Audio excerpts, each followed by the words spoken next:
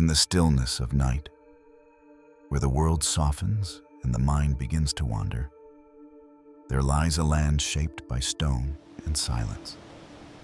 Beneath ancient sands and burning skies, Egypt cradles stories older than memory itself. Here, colossal monuments stretch toward the stars, their purpose forgotten, their secrets untouched by time. Tonight, you are invited to drift gently through the mysteries of this eternal land. Let your thoughts follow the hush of distant winds as we walk among sacred temples, sunken tombs, and the forgotten dreams of kings. There is no need to keep your eyes open.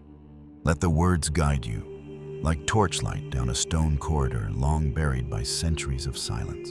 These are not tales of fantasy or fiction. Every whisper is drawn from inscriptions, artifacts, and the careful work of archaeologists. Yet despite centuries of study, many questions remain unanswered.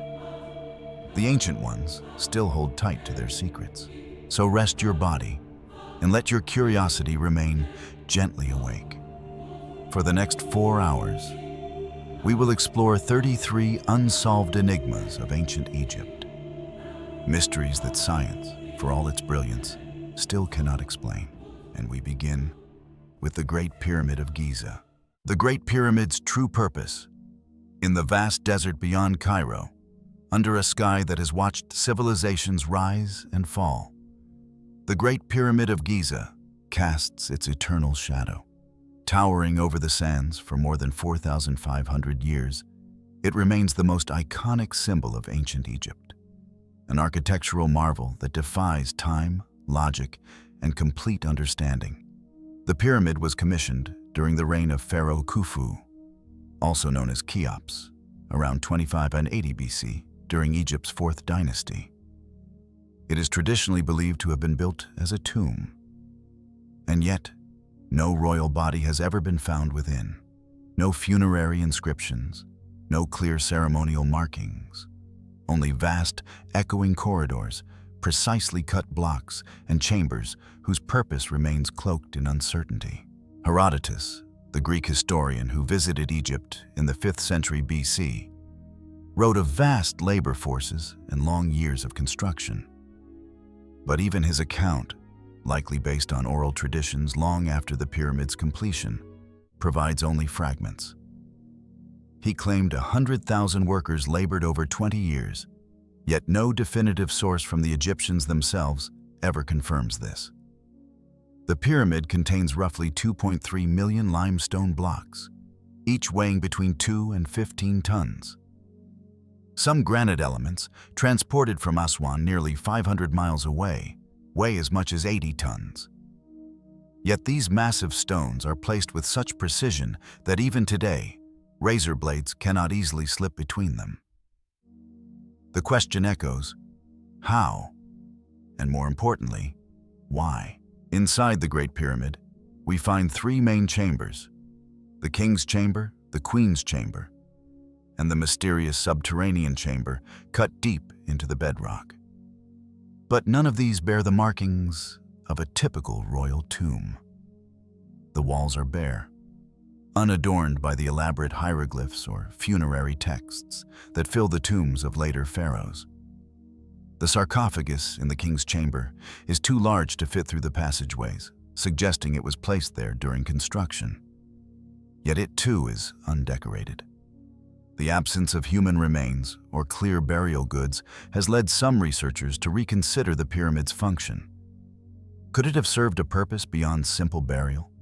Could it have been a temple, a machine, an observatory, or something we are not yet equipped to comprehend? In 820 AD, the Caliph al-Ma'mun drilled a forced entry into the pyramid, hoping to uncover treasure. He found nothing of value, only empty passages and stone. Since then, explorers have sought deeper answers. One theory suggests the pyramid served as a kind of resurrection machine, a spiritual instrument designed to help Khufu ascend into the afterlife, his soul guided by celestial alignments. Indeed, the Great Pyramid's alignment with the cardinal directions is astonishingly precise, within a fraction of a degree. It is nearly perfectly aligned to true north, even more accurately than modern structures built with GPS. Such accuracy raises questions. What tools did the builders use to achieve this? And why was such precision necessary? Some scholars believe the pyramid reflects astronomical and cosmological symbolism. The shafts from the king's chamber point toward Orion's belt and Sirius, stars associated with Osiris and Isis, gods of death and rebirth. These shafts are too narrow for human use, yet crafted with deliberate orientation. Could they have been meant for the soul's journey to the heavens? Other researchers explore acoustic properties. The Grand Gallery, a steep passage leading to the king's chamber, resonates with haunting echoes. Some suggest this space was used for sound-based rituals. In 1997, scientists recorded unusually powerful resonances in the pyramid, prompting theories of sonic or harmonic energy manipulation. Though speculative, the acoustics of the chamber are undeniably distinct. Modern engineering analyses continue to puzzle over the pyramid's structure. Its foundation is leveled to within a few millimeters across a 13-acre base. The descending passage points almost exactly at the North Star of Khufu's time, Thuban. Such accuracy suggests advanced surveying techniques and astronomical knowledge.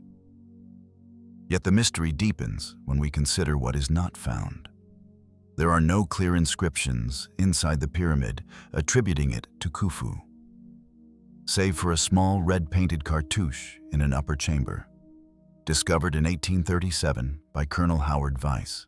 Some scholars question its authenticity, noting Weiss's questionable excavation methods and lack of supporting evidence. Alternative historians propose other possibilities.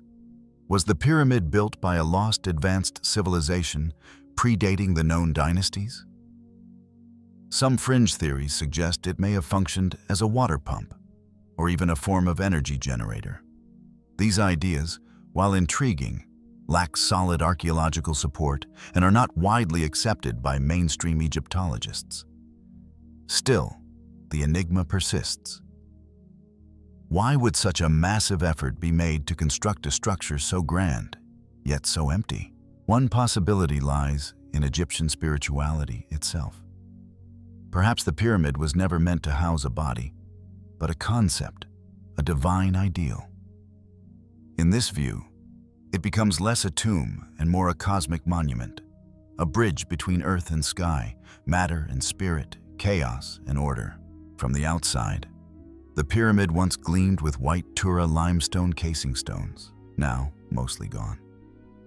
When intact, it would have reflected the sunlight brilliantly, visible for miles across the desert. Perhaps a symbol of divine radiance, echoing the sun god Ra. In the stillness of dawn, it may have shimmered like a beacon to the heavens. Despite centuries of study, no single theory fully explains the pyramid's construction, alignment, internal design, or ultimate purpose. Science has measured its stones, mapped its chambers, and scanned its depths. But meaning remains elusive. And so, the Great Pyramid continues to stand, not just as a wonder of engineering, but as a question carved in stone. As your thoughts trace the silent corridors of the Great Pyramid, another passage begins to form, not above ground, but buried deep beneath layers of time. It is said that south of the pyramids, near the lush edge of the Fayum oasis, lies a forgotten maze, a labyrinth so vast, ancient travelers claimed it rivaled all monuments in grandeur and confusion. This is the Labyrinth of Hawara, and its secrets remain untouched by light. The lost Labyrinth of Hawara, south of Cairo, where the cultivated land fades into open desert, lies the ghost of a marvel once considered second only to the pyramids in grandeur. The ancient Labyrinth of Hawara, spoken of with awe by Herodotus and Strabo, is now little more than scattered stone and the echo of legends. But buried beneath the sand, many believe its chambers still sleep, untouched, unseen, and waiting. Herodotus, the Greek historian who journeyed to Egypt in the 5th century BCE, called the labyrinth greater than the pyramids. He described a massive complex with 12 courts and thousands of rooms, some above ground, some below. He claimed the Greeks could not rival it in design or size. Every surface, he said, was covered in finely carved reliefs, scenes of gods, pharaohs, rituals, and endless history etched in stone. Strabo, who traveled to the site centuries later, confirmed that parts of it still stood. But even he, trained in observation and careful record, found himself overwhelmed by its complexity.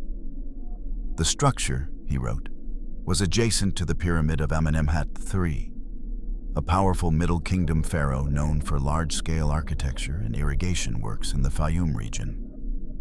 And it was likely he who ordered the labyrinth's construction. The purpose of this monumental structure remains a matter of deep debate. Ancient sources hint that it served as an administrative center, a mortuary temple, or even a repository of sacred knowledge. Some believed it functioned as a symbolic map of the cosmos or the underworld, a vast physical metaphor for the Egyptian view of death and rebirth. By the time European explorers arrived in the 19th century, little remained on the surface. British archaeologist Flinders Petrie excavated at Hawara in the 1880s. He discovered traces of vast mud brick walls and fragments of polished limestone. But the ground was waterlogged. Beneath him, Petrie suspected, the lower levels of the labyrinth still lay hidden, submerged in silt. He wrote, "There is every reason to believe that the colossal ruins described by Herodotus have not wholly perished, but are entombed below our feet." In 2008, a modern research team led by Belgian and Egyptian scientists conducted ground-penetrating radar scans at Hawara. What they found beneath the soil reignited hopes. Large rectilinear structures, too regular to be natural formations, appeared beneath the sands. Some were aligned in patterns consistent with Herodotus's account. The dimensions matched.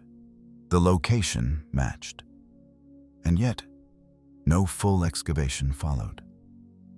The labyrinth lies in an area where the water table has risen over the centuries. The Nile's ancient irrigation systems and later developments have left much of the lower terrain waterlogged. Digging would require complex drainage and structural protections. Political instability and resource limitations have further delayed any full-scale effort. What remains, then, is potential. Shadows under the sand, readings on radar, the suspicion that one of Egypt's greatest structures is still there, sealed by earth and time. Herodotus's description of subterranean chambers is particularly tantalizing. He claimed priests showed him only a portion of the above-ground sections. The lower chambers, he was told, contained the tombs of sacred crocodiles and kings. These chambers, he said, were not open to foreigners. Some interpret this as evidence that the labyrinth also served as a temple, specifically one of initiation. The idea of sacred crocodile burials links the labyrinth to Sobek, the crocodile god associated with strength, fertility, and protection. In the nearby Fayum region, crocodiles were not feared but venerated. Mummified crocodiles have been found in quantity here, wrapped with care and accompanied by offerings. Could the labyrinth of Hawara have served as their sacred resting place? Others suggest an even more controversial theory, that the labyrinth served as a hall of records, an archive of ancient knowledge lost during periods of upheaval. No such archive has been found in Egypt to date, but certain ancient texts hint at repositories of wisdom, mathematical, astronomical, and religious, guarded by priesthoods and hidden from the uninitiated. Still, we must tread carefully. Speculation must remain grounded in evidence, and so far, no such records have been recovered at Hawara. Yet the structure's symbolic role may be just as important as its physical one.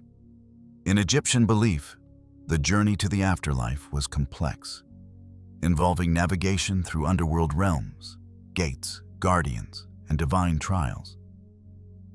The labyrinth, if real in the scale Herodotus described, may have represented this journey.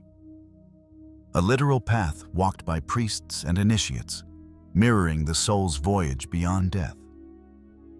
Its many chambers could symbolize different spiritual trials, its inner sanctums, places of rebirth. The walls may have been inscribed with texts guiding the traveler, not just physically through the corridors, but spiritually toward enlightenment or judgment.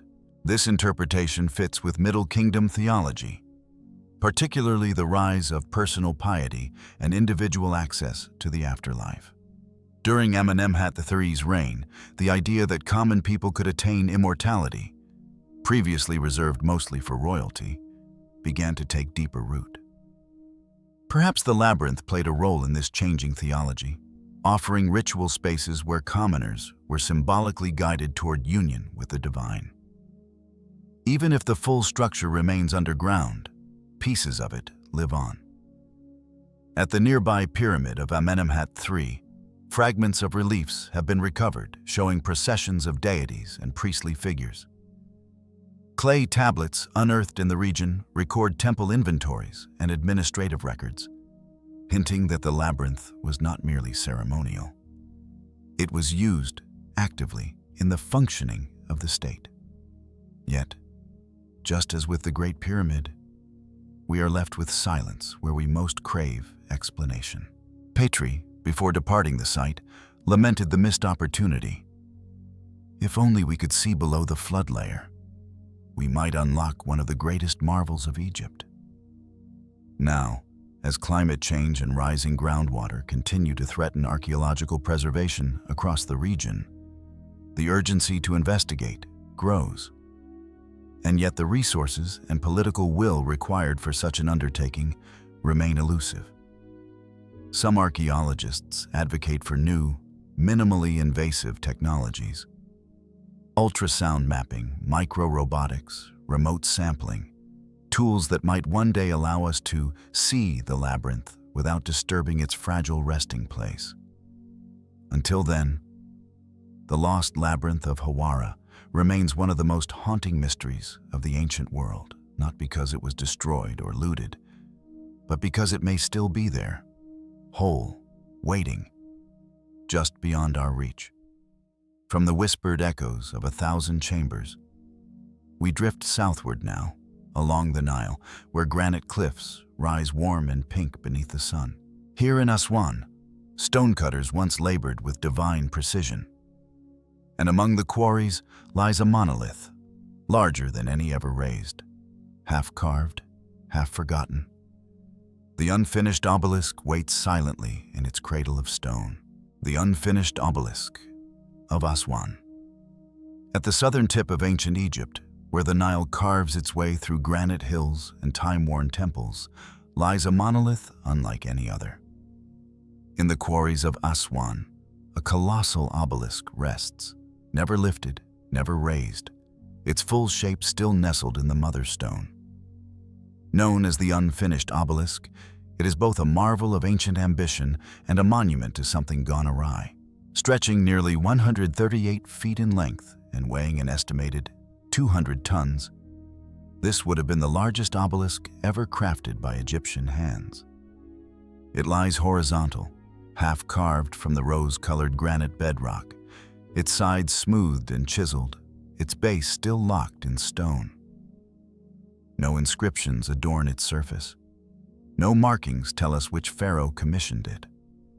Only the form itself and the work abandoned remain.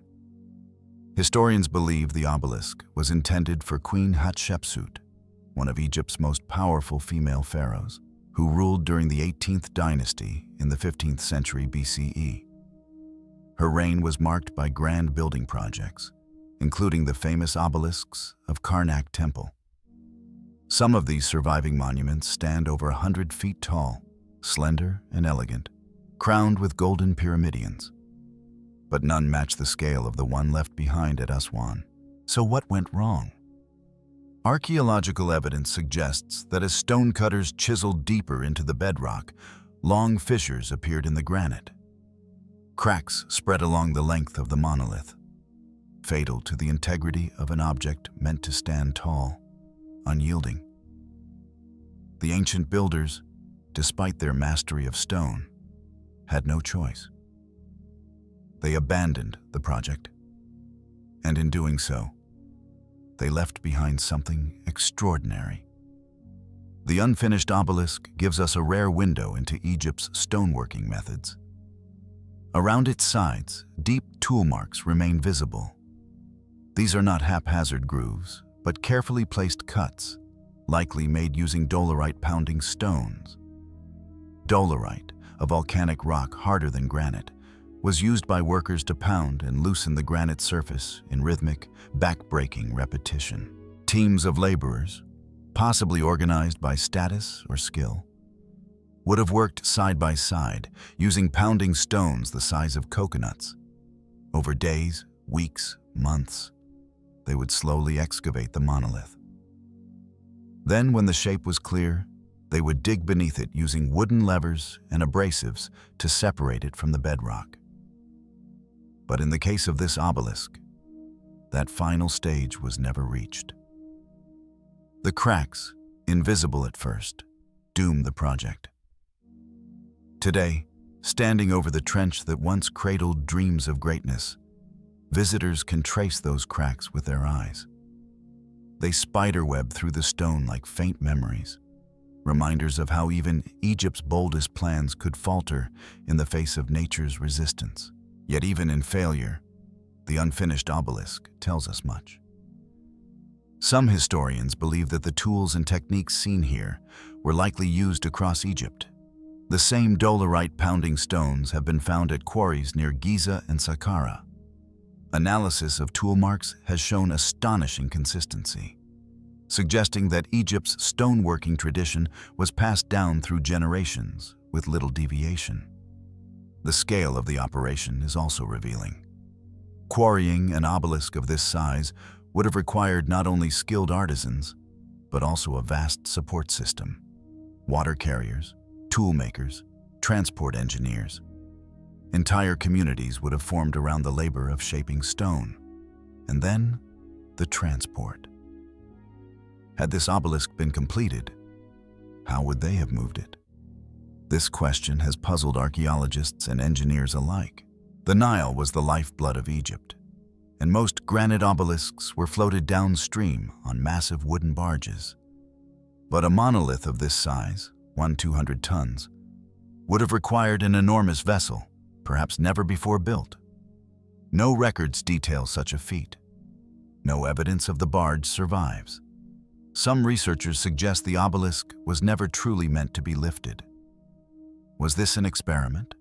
A training monument? A symbolic gesture?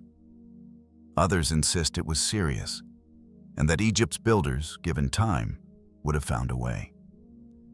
They had already moved obelisks weighing 300 tons. They had transported colossal statues over land and water. With enough manpower, planning, and determination, nothing seemed beyond their reach. Yet this one remains. Modern engineers have studied the unfinished obelisk extensively. In 1999, a team led by Mark Lehner and Zahi Hawass conducted structural and geological analyses. They confirmed the natural fault lines that doomed the project and identified the precise techniques used to create its sides and trench. But even today, debate continues. Was the crack truly the only reason the project was abandoned? Or did something else occur? One fringe theory suggests the obelisk was never abandoned, but was meant to stay where it is. In this interpretation, its unfinished state is not failure, but ritual, a gesture to the gods, a monument to permanence beneath the earth rather than above it. Yet, no ancient texts support this, and the simplicity of the geological explanation remains the most accepted. Still, the site carries mystery. Standing before the massive trench, one senses the scale of what might have been. The sides are smooth, carved with intention. The form of the obelisk is unmistakable, a sleeping giant. Nearby, smaller unfinished stones lie in varying stages of completion. Each speaks to the ambition and limits of human hands. Granite, hard and unyielding, was prized by the Egyptians. It symbolized permanence, the eternal. To carve it was to engage in an act of devotion. Obelisks were not merely decorative, they were symbols of the sun god Ra. Frozen rays of light meant to bridge the earthly and divine. Their pointed tops, often gilded, caught the morning sun. In temple courtyards, they stood as silent witnesses to rituals, prayers, and the passage of time. The unfinished obelisk, had it stood, would have been the greatest of them all, and perhaps it still is, in its silence, in its stillness. It lies not broken, but merely paused. As the sun sets over the Aswan quarries, the shadows grow long over stone that never rose.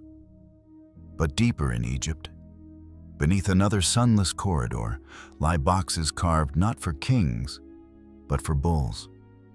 Massive granite sarcophagi, resting in chambers few have dared to fully explain. This is the mystery of the Serapeum of Saqqara. The Serapeum of Saqqara. Beneath the dusty plateau of Saqqara, where step pyramids rise from the sand like forgotten stairways to the sky, lies a world few ever see. Hidden underground, beneath the gaze of crumbling temples, the Serapeum stretches into the earth. A silent hallway of stone, mystery, and reverence. Here, deep within shadowed tunnels, rest monolithic granite boxes, each larger than a car, smoother than modern marble, and carved with a precision that defies expectation. These are not the resting places of kings or queens. They are sarcophagi made for bulls. More specifically, for the Apis bulls, sacred animals in ancient Egyptian religion believed to embody the god Ptah during life and Osiris after death. Each bull was cared for, worshipped, and when it died, mummified and entombed with honors, rivaling that of royalty. The Serapeum was first rediscovered in the 19th century by Auguste Mariette, a French archaeologist following clues found in ancient texts. In 1850, after digging through desert sands and collapsing shafts, he uncovered the long-lost underground gallery. What he found shocked the world. A corridor stretching over 300 meters, lined with massive stone crypts, some weighing over 70 tons each. There are 24 such sarcophagi, each nestled in its own side chamber, carved from single blocks of granite sourced from Aswan hundreds of miles to the south. Their lids alone weigh nearly 30 tons. And yet, these massive stones were not only transported and positioned with care, they were hollowed, polished, and placed with astonishing accuracy. Many of the boxes were found empty. No bulls, no burial goods, just silent dark voids within impossible granite. This absence of remains, combined with the near-perfect construction, has led to decades of speculation. Were these truly built for animals? Or did they serve another purpose? Perhaps spiritual, symbolic, or technological in nature? Egyptologists largely agree that the Serapeum was dedicated to the Apis cult, which flourished particularly during the New Kingdom and late periods. Inscriptions found near the entrances reference pharaohs like Ramses II and later rulers who contributed to its expansion. Priestly records describe elaborate rituals involving the selection, care, and burial of the Apis bulls. But the scale of the sarcophagi has always raised questions. Why build such enormous containers for a single animal?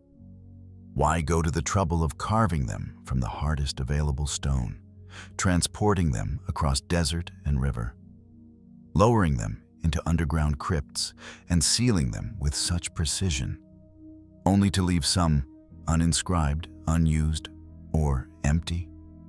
One theory suggests the emptiness is an illusion, that the bulls were indeed interred here, but that later tomb robbers or natural decomposition left no remains behind. Yet this does not fully explain the absence of decoration. Most sarcophagi in Egypt, even for lesser nobles, are inscribed with spells, names, or dedications. Many of these bear only minimal markings, if any at all. Others suggest the sarcophagi were symbolic, that they served not as tombs, but as vessels of transformation. In Egyptian belief, the body was only one part of the soul's journey. Some scholars believe the granite boxes may have served as containers for spiritual energy, chambers where rituals were performed to elevate the divine essence of the bull, or perhaps even to channel other forces. This theory is supported in part by the placement and layout of the Serapeum. It was not merely a storage gallery, it was a sacred space. Its construction reflects deliberate planning, alignment, and symbolism. The corridors are smooth and level, with exacting geometry. The sarcophagi are positioned as though part of a larger ritual sequence. Could sound have played a role? Some acoustic researchers have noted that the long, echoing tunnels of the Serapeum produce resonant frequencies when struck or chanted within. The granite itself, dense and uniform, responds to vibration in ways that might have enhanced ceremonies. While purely speculative, some believe the chambers acted as amplifiers, tools in complex sound rituals practiced by the priests of Ptah. Yet others propose a more radical idea, that the Serapeum may have predated the Apis cult entirely. According to this fringe theory, the underground complex and the granite boxes originated far earlier, perhaps even before dynastic Egypt. In this view, the Apis cult simply repurposed an ancient site whose original purpose is lost to time. Supporters of this idea point to the engineering challenge involved. Cutting and polishing granite with the precision seen here would have required extraordinary skill. Modern engineers have noted that the interior corners of the sarcophagi are sharply squared, achieved not through chisel and hammer alone, but possibly through advanced abrasive or grinding techniques. Laser scans of some boxes have revealed tolerances within a fraction of a millimeter, rivaling modern machine tooling. Mainstream Egyptology maintains that the ancient builders possessed the necessary techniques: dolerite pounding stones, copper tools, sand abrasives, and generations of apprenticeship. The lack of inscriptions may be explained by changing styles, looting, or destruction over time. Still, the mystery remains. Some of the sarcophagi were never sealed. Some are found unfinished. One, discovered deeper within the tunnel, lies open, its lid pushed aside as if waiting. No explanation is carved into the walls. No texts guide the observer. Only the boxes remain, colossal and silent. In 2018, new excavations reopened parts of the Serapeum, using advanced imaging, laser scanning, and 3D mapping. These studies confirmed the extraordinary craftsmanship of the sarcophagi and uncovered minor artifacts, tools, sherds, and bits of bone. But no definitive answers. The function of the Serapeum may never be fully explained, but perhaps that is the point. The Egyptians viewed the underworld not just as a place of death, but as a place of transformation, a space where mystery was sacred. The act of descent into the Serapeum, down stone steps into candlelit corridors, was itself part of the ritual. Priests, chanting in the dark, would have entered not only a physical space, but a metaphysical one. And perhaps the silence of those granite chambers was the destination, not a puzzle to solve, but a presence to feel. From the underground silence of Saqqara, we lift our gaze to the stars. For the pyramids, too, speak, not just to kings or gods, but to the sky itself. Across the Giza Plateau, 3 great pyramids rise in patterns that some believe mirror the stars above. A cosmic blueprint written in stone. Let us now turn our attention to the night sky and the alignment with Orion's belt. Pyramids and Orion's belt alignment. On the western edge of Cairo, where desert sands stretch toward the horizon and time feels thick with memory, 3 pyramids rise in silent precision. The Giza Plateau, crowned by the Great Pyramid, the Pyramid of Khafra, and the smaller Pyramid of Menkaure, has long fascinated astronomers, historians, and dreamers alike. At first glance, their layout appears straightforward. 3 massive structures, decreasing in size, aligned roughly along a diagonal.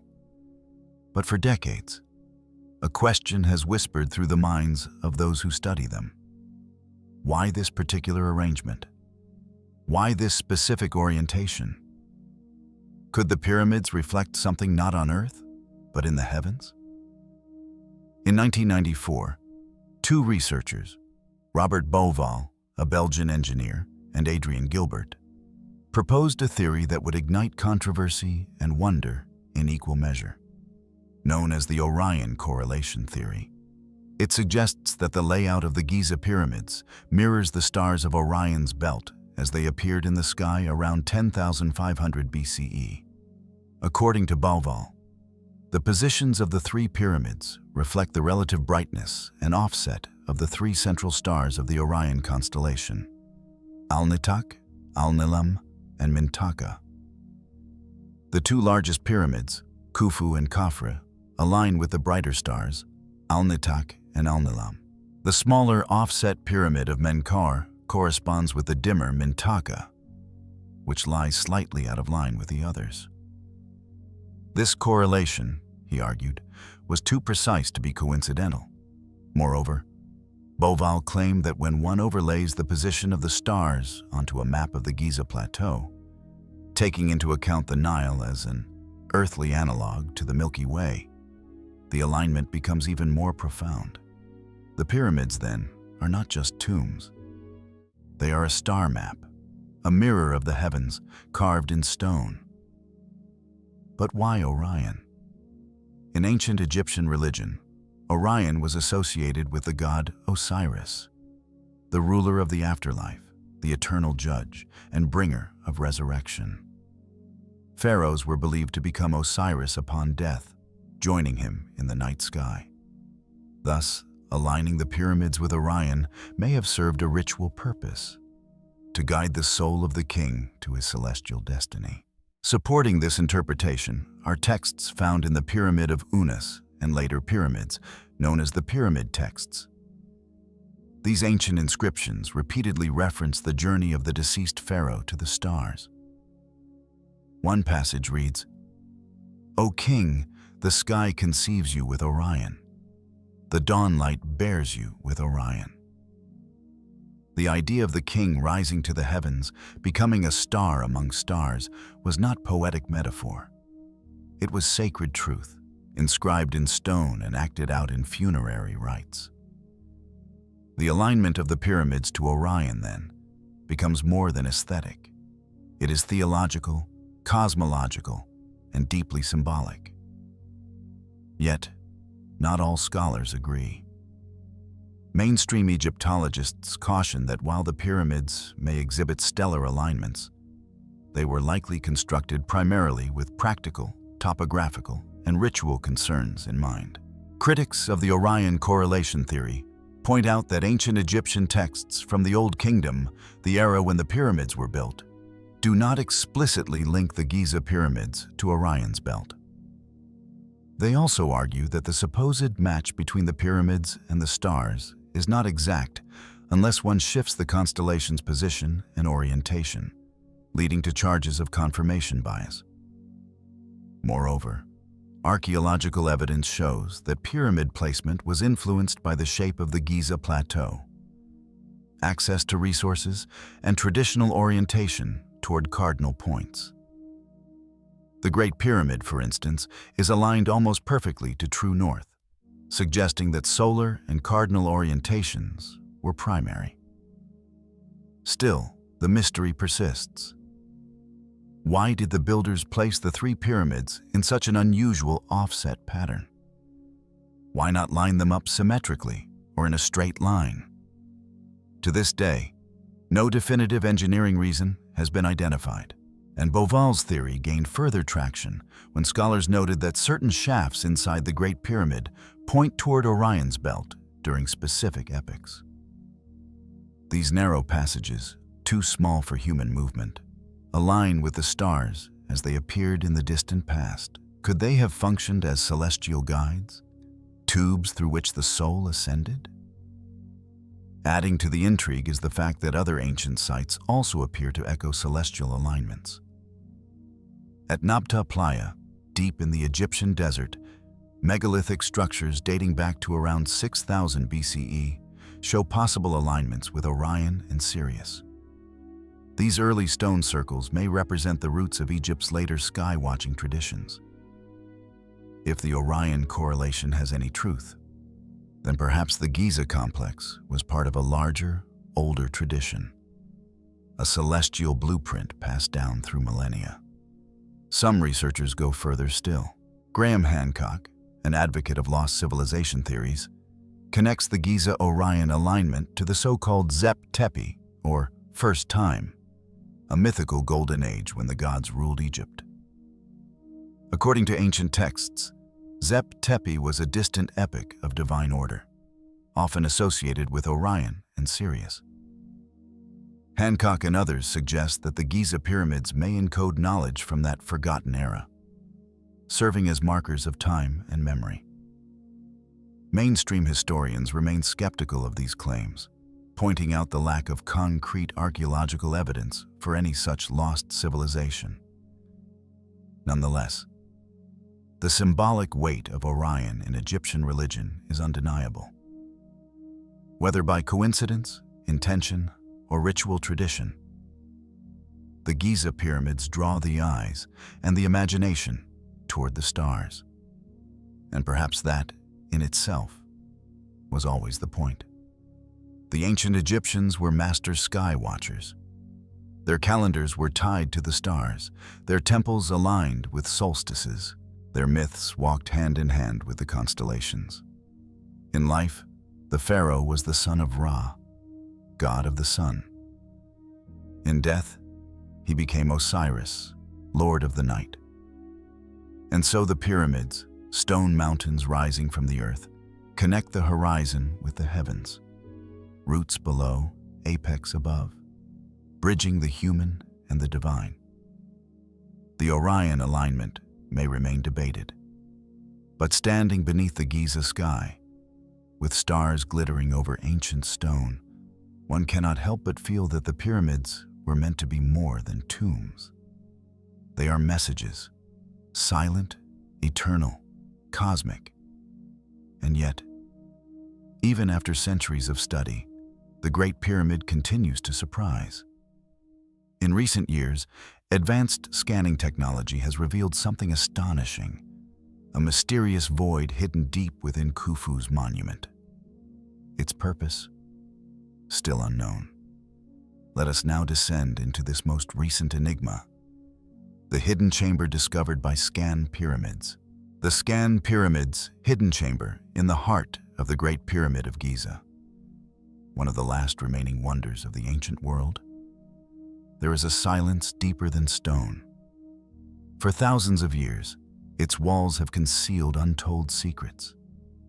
Most of what we know comes from explorers carving passages by force or scholars slowly measuring every inch. But it was not until the 21st century that a truly non-invasive method was applied, and with it, something astonishing was revealed. In 2015, a team of international researchers launched the ScanPyramids project, a high-tech initiative to peer inside the Great Pyramid without damaging a single stone.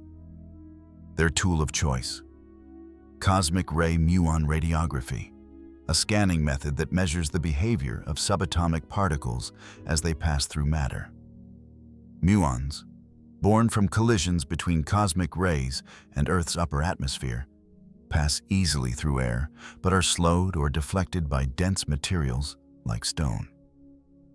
By placing detectors inside and around the pyramid, researchers could track where muons passed freely and where they were blocked.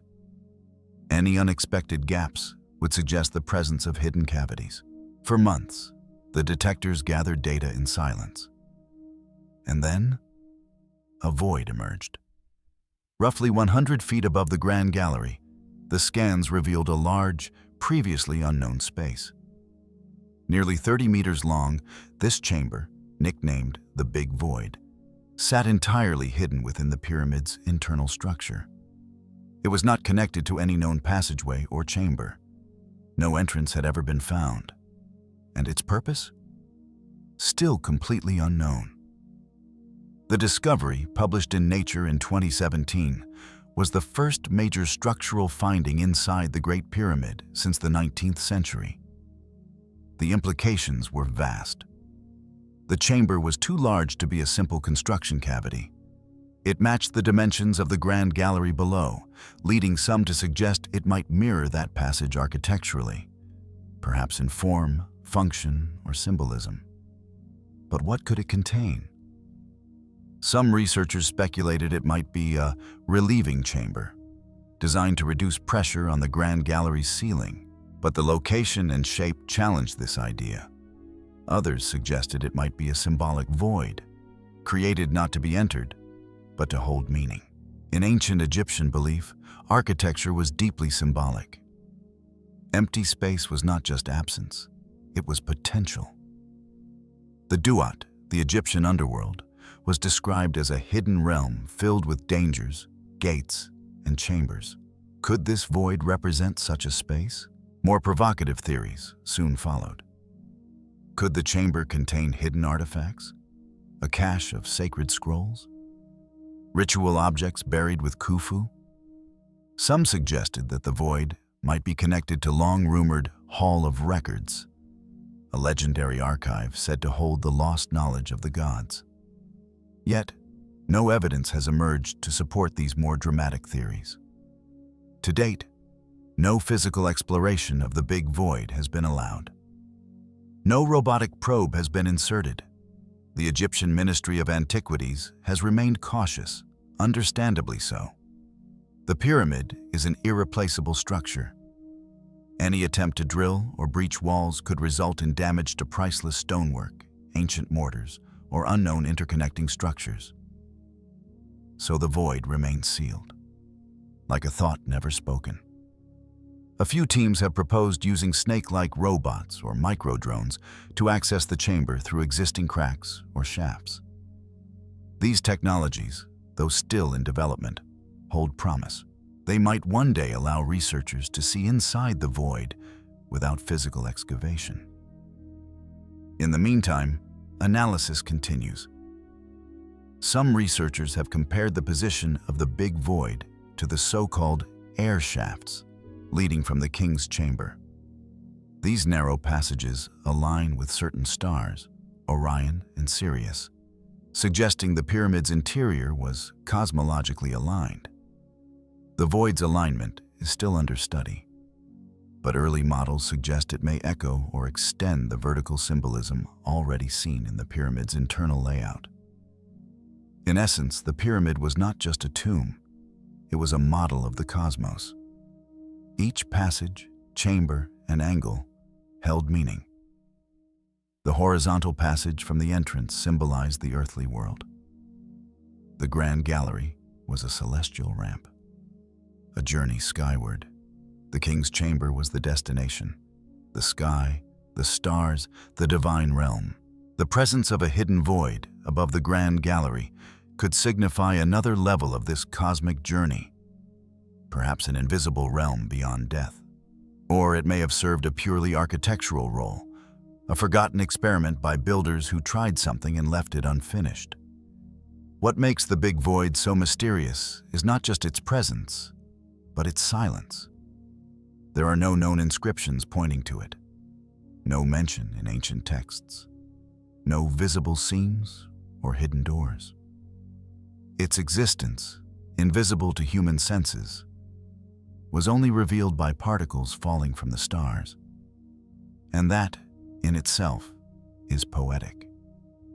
The builders of the Great Pyramid sought to reach the heavens, and in the end, it was the heavens, the cosmic rays themselves, that revealed one of their final secrets. Yet the story is far from over. The ScanPyramids team continues to refine its models. More data is being collected using new muon detectors placed in different parts of the pyramid. Each pass of the particles brings a clearer image. Every scan peels back another layer of mystery. But until someone physically enters or finds a way to see inside, the big void will remain one of the greatest unanswered questions in Egyptology. It is a chamber we cannot reach, a space that may have been hidden for over 4,500 years, a message, perhaps, left for the future. For now, it waits. Just as the ScanPyramids project revealed what the eye could not see, other questions arise not from what lies within the pyramids, but from the stones themselves. Across Egypt, countless monuments display cuts so fine, angles so precise, that modern engineers often pause in wonder. Could the ancients have possessed techniques we no longer understand? Let us now turn to the mystery of Egypt's advanced stone-cutting technology. Advanced stone-cutting technology. Scattered across Egypt, from the towering pyramids of Giza to the silent ruins of abandoned temples, lie stones so precisely cut, so finely shaped, that they continue to challenge modern understanding. Their surfaces are smooth like glass, their edges sharply aligned, and their joints, where two blocks meet, are so tight that not even a sheet of paper can pass between them. The question that lingers softly in the desert air is this: how? How did the ancient Egyptians, thousands of years before steel tools or modern machinery, manage to shape granite, one of the hardest stones known, with such uncanny skill? At first, traditional explanations seem sufficient. Archaeologists have long argued that ancient builders used simple tools: copper chisels, wooden mallets, dolerite pounding stones, and abrasive sand. Experimental archaeology has shown that these tools can, with time and effort, work limestone and even granite. But the level of precision seen at certain sites suggests something more. Consider the Valley Temple at Giza, constructed during the reign of Khafra. Its walls are formed from massive blocks of rose granite, some weighing over 100 tons. These blocks are not only cut to fit perfectly, but also display polished finishes and internal angles that are almost mechanically square. At Abu Sur, the stepped pyramid complex reveals basalt pavement with interlocking polygonal joints. The stones twist and weave into one another, not in straight lines, but in complex, almost organic shapes, perfectly matched. In the Temple of Orion at Abydos, blocks of red granite are stacked with such alignment that they appear as if formed from a single piece of stone. Some corners are carved with beveled edges, a detail requiring consistent geometry and symmetry. Modern engineers and stonemasons who visit these sites often express quiet astonishment, not because the stones cannot be shaped, but because doing so with such accuracy would be extremely time-consuming, even today, with diamond tools, lasers, and computer-guided equipment. So how did they do it? Some suggest that the answer lies in patience and labor. Egypt, after all, had a large workforce and a spiritual motivation that bordered on the sacred. Temples and tombs were not projects. They were acts of devotion. Decades, even lifetimes, could be spent perfecting a single monument. Others argue that the builders possessed a sophisticated understanding of geometry and tool-making beyond what has been preserved in the archaeological record. They point to signs of rotary motion, grooves that seem circular, as if created by drill bits. At Saqqara, a curious object known as the Schist disk adds to the intrigue. Delicate, symmetrical, and resembling a mechanical flywheel, it raises questions about what tools the ancient Egyptians may have developed and later lost. The unfinished obelisk in Aswan offers more clues. There, within the quarry, are visible tool marks, wide, sweeping indentations carved into solid granite. Many of these cuts are too deep to have been made by copper chisels alone.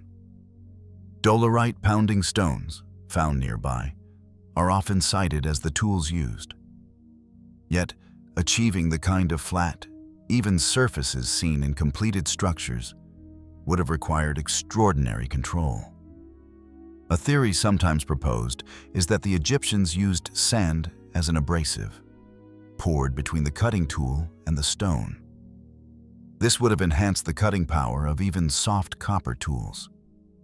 Combined with water, the mixture could gradually wear through hard granite. Experiments using this method have had some success, though at extremely slow rates.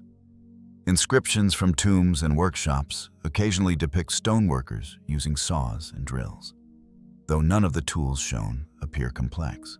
One famous scene from the tomb of Rekhmir, a high official under Thutmose III, shows workers shaping stone vessels using what appears to be a bow drill. The image provides rare visual confirmation of rotary tools. Yet these tools still leave gaps in our understanding. The surfaces they create are rough, not the polished, seamless joins found in many temples. Some researchers, stepping beyond the boundaries of conventional theory, have proposed more speculative ideas. One such theory suggests the ancient Egyptians possessed knowledge of a lost technique, perhaps a chemical process that softened or dissolved stone. Stories told by Arab travelers centuries ago spoke of liquefied stone, or tools made of mysterious materials. No archaeological evidence has confirmed such methods, but the idea lingers in the background, difficult to completely dismiss when faced with unexplained precision. Others look to sonic or vibrational technology. The idea here is that the ancient builders might have used tuned frequencies to weaken or shape stone. While this theory is more often found in fringe circles, it occasionally draws interest from physicists curious about how resonance affects matter. There is, however, no clear link between this theory and any known Egyptian texts or artifacts. Mainstream Egyptology remains grounded in the tangible: hard labor, simple tools, and an abundance of time. And yet, they too admit that certain cuts, certain joins, are still not fully understood. In 2020, engineers and Egyptologists working together published a series of 3D scans of granite blocks from multiple temple sites. Using laser metrology, they measured the block surfaces and discovered that several were flat within tolerances less than 0.1 millimeters, rivaling modern industrial machining. One researcher commented quietly, "If I had to replicate this today, I'd use a CNC machine." But the Egyptians had no computers, no industrial metal saws, no electricity, just stone, sand, copper, and the drive to reach the divine. This, perhaps, is the answer we continue to circle. For the Egyptians, every block mattered. Every temple stone was a vessel for the gods. Accuracy was not about pride or technique. It was about reverence. The closer the perfection, the greater the connection between the mortal and the eternal. The ancient texts often describe the pharaoh as the one who brings Mat, balance, harmony, cosmic order. To carve stone with precision was to bring Mat into the world. Every chisel strike was a prayer. And so we are left with a paradox. We know the tools, we understand the methods, yet we cannot replicate the spirit behind them. Not fully, not yet. And maybe that's part of the mystery. As we run our fingers along the smooth edges of ancient granite, another theory flickers into view. Daring and controversial. Could the ancients have harnessed forms of energy long before modern science? Strange reliefs, unexplained artifacts, and a temple in Dendera suggest that perhaps they did. Let us now explore the curious case of the ancient Egyptian electricity hypothesis. The electricity hypothesis. Deep within the walls of the Hathor temple at Dendera, carved in shadowed stone, is a scene that has puzzled scholars, engineers, and seekers of hidden truths alike. In this relief, tucked away in a small, subterranean crypt beneath one of Egypt's most sacred sanctuaries, there appears a shape that, at first glance, resembles nothing known from the ancient world. A bulb. That's what some call it. A glass-like shape with a thick stem, inside of which is a serpent stretching out, curling toward a lotus blossom. The image is held aloft by a figure, while others stand nearby in reverence or service. Behind them, an object many interpret as resembling a power cable connects to what appears to be a pillar, often linked to the Egyptian Djed, symbol of stability. This is the famous Dendera light relief. For decades, this enigmatic image has stirred the imaginations of fringe theorists who propose that the ancient Egyptians may have discovered and used some form of electrical technology, 1,000 years before its supposed invention in the modern world. But how seriously can such a claim be taken? Let us begin with what is certain. The Dendera temple complex is one of the best preserved in Egypt, with structures dating from the Ptolemaic period, circa 300 BCE, atop earlier foundations.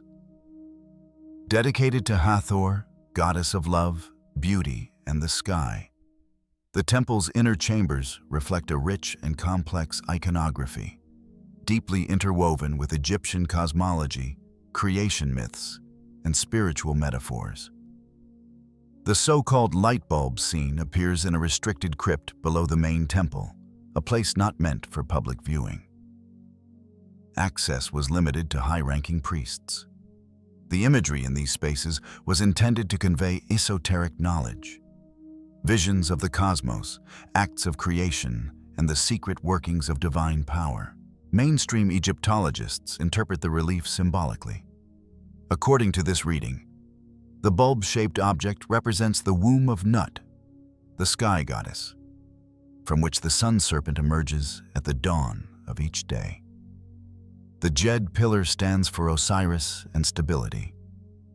The overall scene is a visual allegory of creation, light emerging from the void, born anew with each sunrise.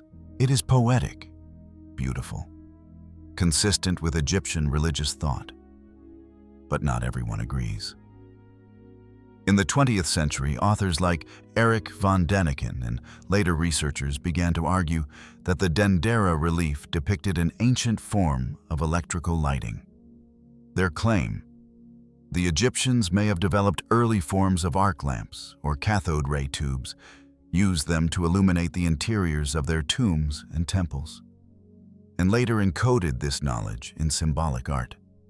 They point to the absence of soot or smoke damage in many ancient tombs, particularly in deep chambers where torches or oil lamps would have been necessary. If flames were used, where are the marks? Some cite the Baghdad battery, a set of ceramic jars with copper and iron rods discovered in modern-day Iraq, as evidence that ancient people may have experimented with primitive electrical cells. These jars, dated to around 200 BCE, could theoretically produce a weak electric charge when filled with an acidic solution. But there's a gap. There is no archaeological evidence of wires, filaments, or actual light bulbs in Egypt. No glass tubes, no batteries, no transformers. Nothing, in short, that would suggest the existence of a practical, repeatable electrical system. And yet, the relief remains. Its shape unmistakably evokes something familiar to modern eyes. The bulb, the cable, the serpent filament, the socketed base, the Djed pillar, rigid, structural, evoking a generator or insulator. To the modern mind, trained to recognize components of technology, the symbolism feels too precise to be coincidence. Still, that may be the very root of the illusion. Humans are wired to see meaning in patterns. pareidolia, the tendency to perceive familiar shapes in ambiguous images, can explain why modern viewers interpret ancient symbols through the lens of their own time. What once symbolized creation becomes, in our minds, electricity. What once spoke of gods now whispers of machines. But the mystery deepens when one considers the wider context. The temple crypts are full of unusual iconography, some of it unique to Dendera. These were not everyday inscriptions. They represented mysteries known only to the initiated. Texts in nearby chambers reference the hidden light and the radiant serpent, metaphors that could easily be understood spiritually, but which fringe theorists latch onto as physical descriptions. One passage describes Hathor sending forth rays and illuminating the path for Ra. Another speaks of light that moves without flame, and beautiful words. But are they metaphors or memories? Even among scholars, questions remain about how the deepest tomb chambers were illuminated. One widely accepted theory is that mirrors were used, angled and polished to reflect sunlight deep into corridors. Experimental reconstructions have shown that this is possible, though not particularly efficient. Another theory is that lamps fueled by animal fat or plant oils were used carefully with multiple wick designs to reduce soot. In some tombs, soot has in fact been found, but not in all. So we are left with two narratives, one grounded in caution and evidence, that the light bulb is a religious metaphor, that the absence of soot can be explained by careful lamp use, and that no electrical technology existed in ancient Egypt. The other, more speculative, that high priests in secret rituals harnessed forms of energy now lost, symbolized in their carvings, hidden in crypts, and misunderstood by modern eyes. There is no proof of ancient electricity, but also no definitive disproof of something we do not yet fully understand. The relief at Dendera continues to glow, not with light, but with the power of a question that refuses to die. In the chambers beneath Dendera, we glimpsed a mystery encoded in symbols. But further south in the land of Saqqara, a man once walked who seemed to bridge the worlds of gods and men. Architect, physician, sage. His name was Imhotep, and his true nature remains one of Egypt's most enduring enigmas. Let us now trace the quiet footsteps of a man who became a legend. Imhotep's identity, long before the pyramids of Giza rose from the limestone bedrock, before the golden age of Thebes or the celestial temples of Dendera, there lived a man whose legacy would blur the lines between human and divine. A name whispered with reverence through millennia: Imhotep. In modern times, many recognize him as an architect, the mind behind the step pyramid of Djoser at Saqqara, Egypt's first pyramid and the oldest monumental stone structure known to humanity. But Imhotep was more than a builder, much more. He was a priest, a physician, a scribe, an astronomer, and later, something even rarer in Egyptian history, a mortal deified, elevated not merely in memory, but in worship. The earliest records place Imhotep in the 27th century BCE, during Egypt's third dynasty. He served under Pharaoh Djoser, whose reign marked a pivotal moment in Egyptian culture. It was under Djoser that Egypt's architectural tradition shifted from impermanent mud brick mastabas to enduring stone monuments. Imhotep was the force behind this revolution. At Saqqara, he designed a structure that had never been attempted, a six-tiered pyramid rising from a massive stone enclosure. Its innovation lay not just in height, but in its conception. A symbolic stairway to the gods, a physical expression of the soul's ascent to the heavens. But Imhotep was not just a builder of pyramids. His name appears in later documents as Chancellor of the King of Lower Egypt, first after the king of Upper Egypt, administrator of the great mansion, high priest of Heliopolis, builder, sculptor, maker of stone vessels. Titles that reflect both administrative power and spiritual authority. Yet, in the centuries that followed his death, Imhotep began to transform in the Egyptian consciousness. He was no longer remembered solely as a man of office, but as a sage of supernatural insight. By the time of the New Kingdom, nearly 1,000 years after his life, Imhotep had become a figure of myth. In inscriptions from the time of Amenhotep III and later, he is referred to as a son of Ptah, god of craftsmen. Eventually, temples were built in his honor. Priests served in his name. He became the patron of healing and wisdom. One of the most fascinating aspects of Imhotep's deification was his role as a healer. During the late period, around the 7th century BCE, he was officially worshipped as a god of medicine. Shrines dedicated to him were established across Egypt, most notably at Memphis and on the island of Philae. Pilgrims would come seeking cures, offering votive statues and inscriptions in hope of divine intervention.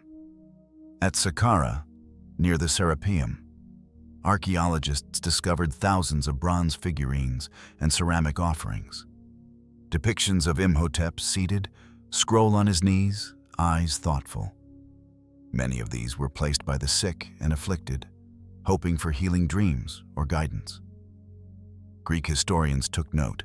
To them, Imhotep became synonymous with Asclepius, their own god of medicine. Temples of Imhotep were likened to healing sanctuaries where dreams revealed cures. He was revered not just as an Egyptian god, but as part of the broader Hellenistic pantheon, a bridge between cultures. And yet, despite his fame, mystery surrounds Imhotep's origins. No mummy has ever been definitively identified as his. No tomb has been found bearing his name. For someone of such stature, this absence is puzzling. Some scholars have proposed that his tomb lies somewhere in the vast Saqqara necropolis, perhaps beneath or near the step pyramid itself. Others suggest that his final resting place was hidden deliberately, reserved for initiates or priestly orders. In 2018, renewed excavations near Saqqara uncovered a shaft leading to a series of burial chambers. Though no definitive link to Imhotep was found, the discovery rekindled interest in the long-standing search for his tomb. Part of the enigma lies in his name itself. Imhotep means he who comes in peace. A title, a role, a divine function. Later legends portray him as a seer, a master of sacred geometry, and a magician. In some Greco-Roman texts, Imhotep is described as a philosopher who possessed the secrets of life and death. One tradition claims he kept scrolls of immense knowledge, books that taught the movements of the stars, the crafting of stone, and the healing of flesh. Could some of these scrolls have survived? The House of Life in Heliopolis, an ancient temple library, was said to contain sacred writings attributed to Imhotep. None have survived, but later references in the Ebers Papyrus and Edwin Smith Papyrus suggest that his teachings influenced Egyptian medicine profoundly. The Edwin Smith Papyrus, in particular, is a surgical text dating to around 1600 BCE, but believed to be copied from much older material. It outlines treatments for trauma, head wounds, and fractures. Practical, analytical, and advanced. Though it does not name Imhotep directly, some believe it preserves the school of thought he initiated. So who was he? A man? A genius? A god? Was Imhotep the Da Vinci of the ancient world, a singular intellect who shaped art, science, and spirituality? Or was he something more mythic, a composite of figures elevated into legend by centuries of reverence? What's clear is that Imhotep was unique. Only two commoners in all of ancient Egyptian history were ever deified. The other, Amenhotep, son of Hapu, also served a pharaoh and was later worshipped. But only Imhotep achieved such a wide and lasting cult following. Even today, in quiet corners of Saqqara, his presence is felt. Stone fragments bearing his name, figurines clasping scrolls, whispered prayers in the language of stars. In a civilization that produced countless kings, Imhotep stands taller than most, not by birthright, but by legacy. And perhaps that is the truest power of all. From the intellect of a divine architect, our journey now drifts toward the walls of Abydos, one of Egypt's most sacred sites. Here, carved high on a beam in the temple of Seti are symbols that resemble modern machines. Helicopters, submarines, aircraft. What are we to make of these so-called helicopter hieroglyphs? Let us look closer and listen to what the stone really says.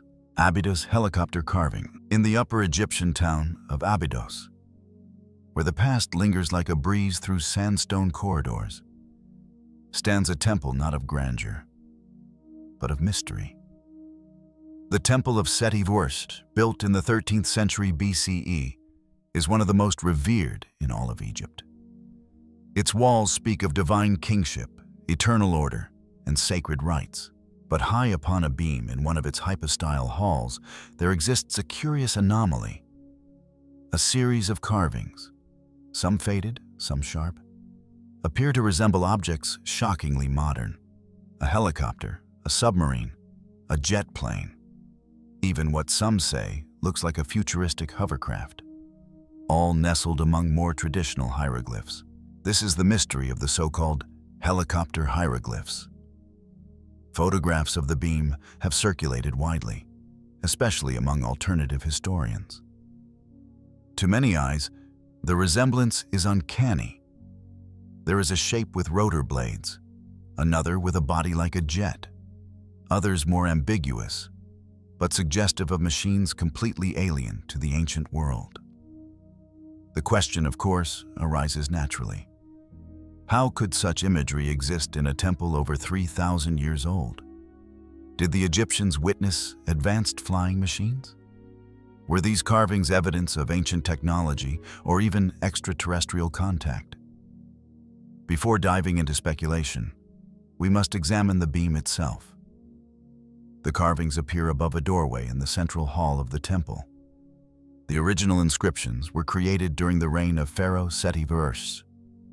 Later, during the rule of his son, Ramses II, this portion of the temple underwent renovations.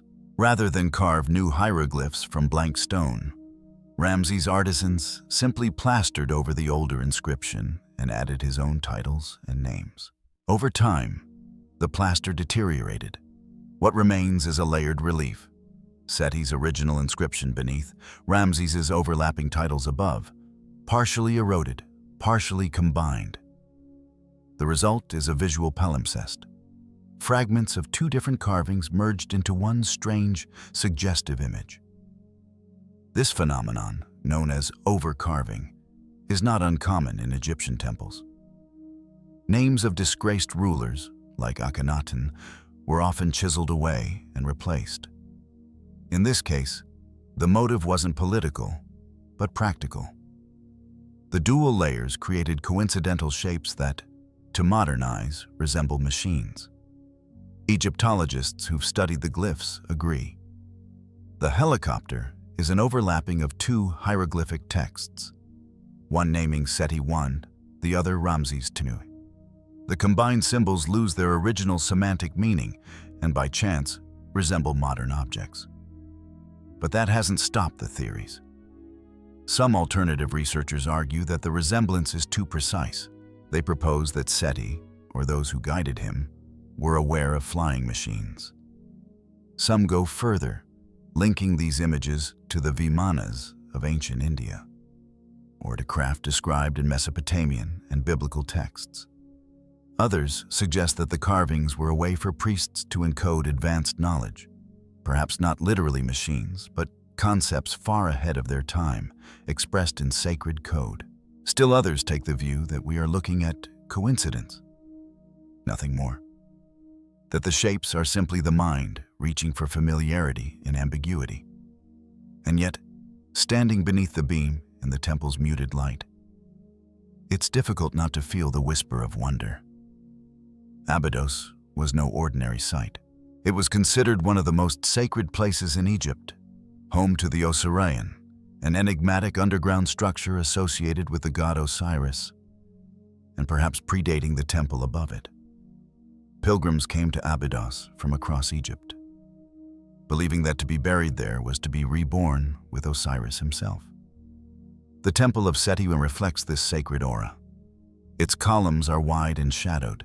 Its reliefs are crisp, intricate, layered with cosmological meaning. On one wall, the Abydos King List presents a linear record of Egyptian pharaohs, carefully curated, excluding heretical rulers like Akhenaten. On another, Seti is shown offering to the gods, performing rites of renewal and stability. The entire complex is steeped in symbolism of kingship, resurrection, and the cyclical nature of time. In such a place, a carving, even an accidental one, can take on disproportionate meaning. Could the helicopter glyphs be an intentional puzzle left for the future? Could the ancient priests have foreseen an age when such shapes would be recognized again? Or is this mystery not in the stone, but in the eye of the beholder? Mainstream scholars remain firm. The glyphs are the result of overlapping inscriptions. They carry no technological implication. They are curiosities of time and erosion. But even within traditional Egyptology, Abydos holds questions. The Osirion, located just behind the main temple, is constructed from enormous blocks of granite, some weighing over 40 tons. Placed in deep subterranean chambers, its style is markedly different from other structures of the New Kingdom. Many believe it is far older, possibly predating Seti's temple by centuries or more. There are no inscriptions naming its builders, no decorations, only dark stone, water, and silence. Could this structure and its mysterious style have influenced the myths of Abydos? Could the helicopter beam lie at the intersection of ancient reverence and modern imagination? Or are we once again overlaying our own symbols upon their world? The helicopter hieroglyphs remind us that mystery doesn't always lie in what was carved, but in what we expect to see. In Egypt, the past is not static. It shifts, it layers, it reveals, and conceals. Perhaps the carvings are nothing more than coincidence. Or perhaps they are invitations, not to find answers, but to keep asking questions.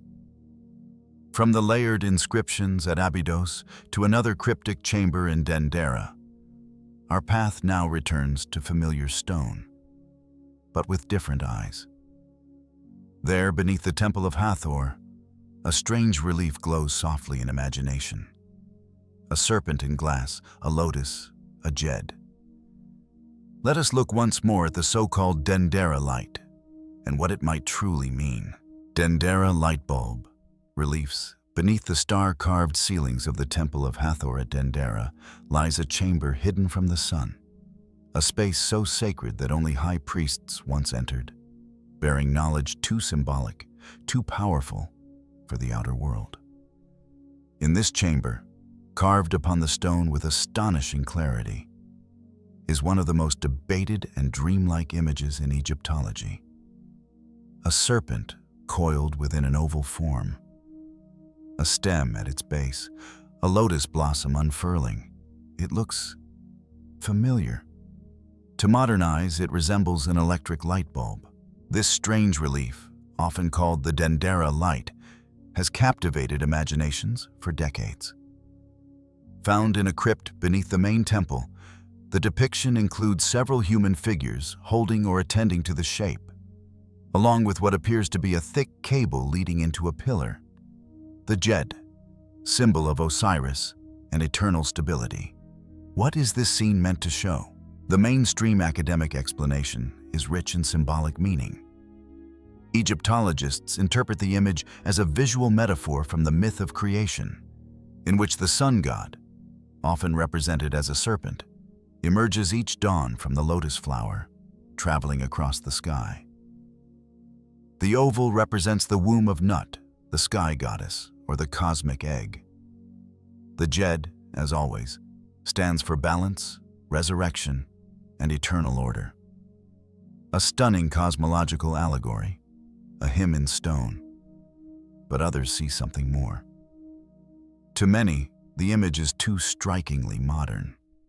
The oval is bulbous, glass-like. The serpent's shape mimics a filament. The Jed pillar bears resemblance to an insulator. Even the posture of the attending figures, one holding a tool-like object, feels familiar, like workers servicing equipment. This has led to a controversial hypothesis, that the ancient Egyptians possessed some form of electrical technology. The idea first emerged prominently in the 1960s and was amplified in the decades that followed. Proponents of the ancient electricity hypothesis cite the Dendera relief as visual evidence. They argue that the image is not symbolic, but literal, depicting a device used to illuminate the inner sanctums of temples and tombs without fire. Supporters of this theory often point to the relative lack of soot in many deep tomb chambers, arguing that torches would have left significant carbon residue. Indeed, some inner walls appear untouched by smoke. If fire wasn't used, what provided the light? A few researchers even connect the Dendera imagery with the Baghdad battery, a collection of ceramic jars with copper rods found in Mesopotamia. These jars, when filled with acidic liquid, could produce a weak electric current. Could such simple batteries have powered low-voltage lamps?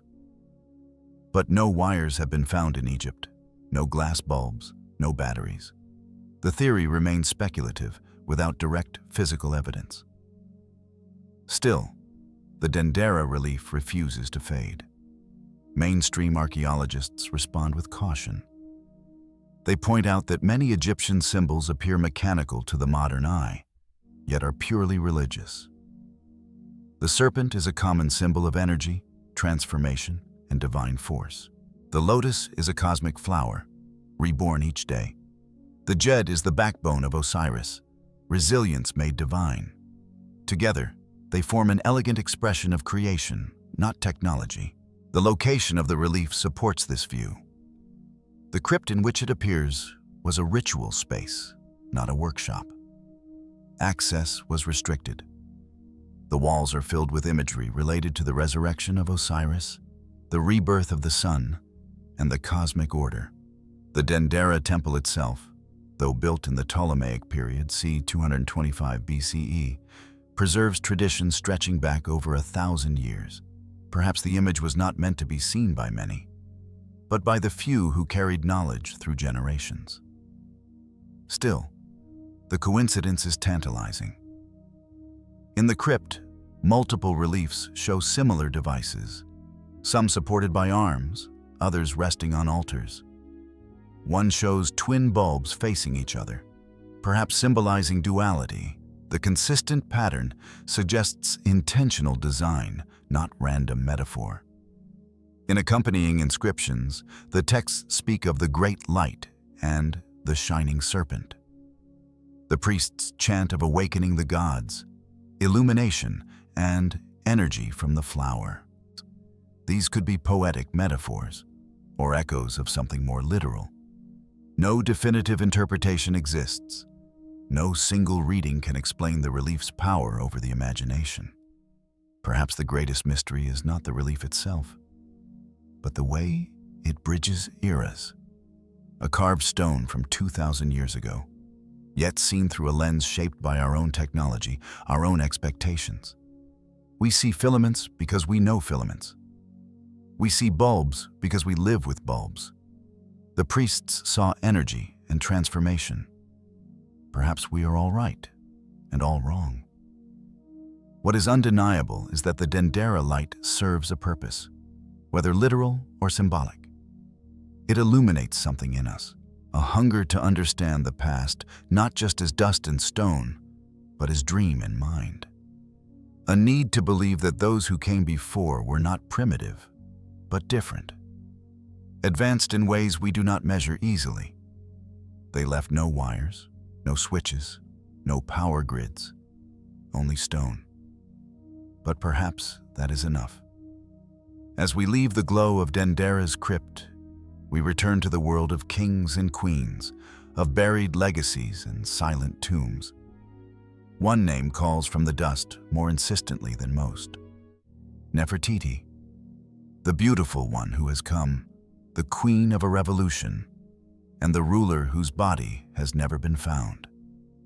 Let us now seek the missing mummy of Egypt's most mysterious queen, Nefertiti's missing mummy. Among all the names etched in gold and stone across the desert sands of Egypt, one continues to shimmer with more allure than most: Nefertiti. Her beauty is legendary, her face immortalized in a limestone bust so lifelike that it seems to breathe through time. She was the great royal wife of Akhenaten, the heretic pharaoh who dared to defy the traditional gods and exalt the sun disk, Aten, above all. Together, they ruled during a strange and revolutionary era known as the Amarna period, an epoch of artistic, spiritual, and political upheaval. And yet, her end remains hidden. To this day, the mummy of Queen Nefertiti has never been conclusively found. No tomb has been officially attributed to her. No funerary texts name her burial site. The queen who once stood at the center of an empire simply vanished. Why? The mystery begins with her life. Nefertiti was not a passive consort. In carvings from Amarna, she appears beside Akhenaten as an equal, performing rituals, smiting enemies, distributing rewards. Her role was political, religious, and possibly military. Some scholars suggest she may have even ruled Egypt alone after Akhenaten's death, under a new name, Neferuaten, but the records from this period are fragmentary. The Amarna archives crumble with secrets. After Akhenaten's death, his city was abandoned, temples dismantled, names erased.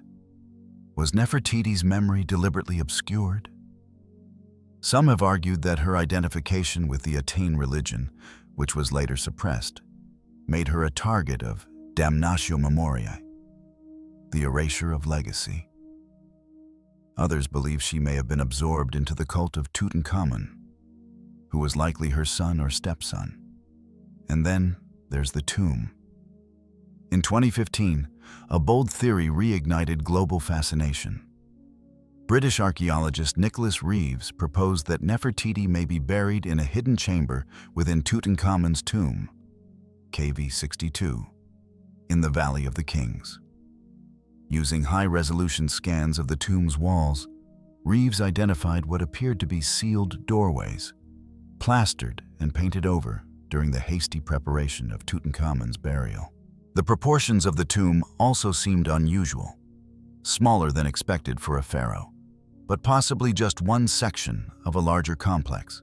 Reeves argued that Tutankhamun's burial may have been an intrusion into a pre-existing tomb, one originally built for a queen of high status.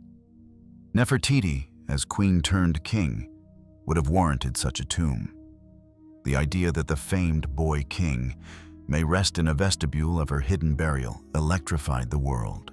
Egypt's Ministry of Antiquities authorized a series of non-invasive scans, first using infrared thermography, then radar. Initial results were promising. Some scans showed anomalies behind the north and west walls. Others were inconclusive. In 2020, a team of Italian researchers reported that their radar scans found no evidence of hidden chambers. Yet Reeves has not recanted.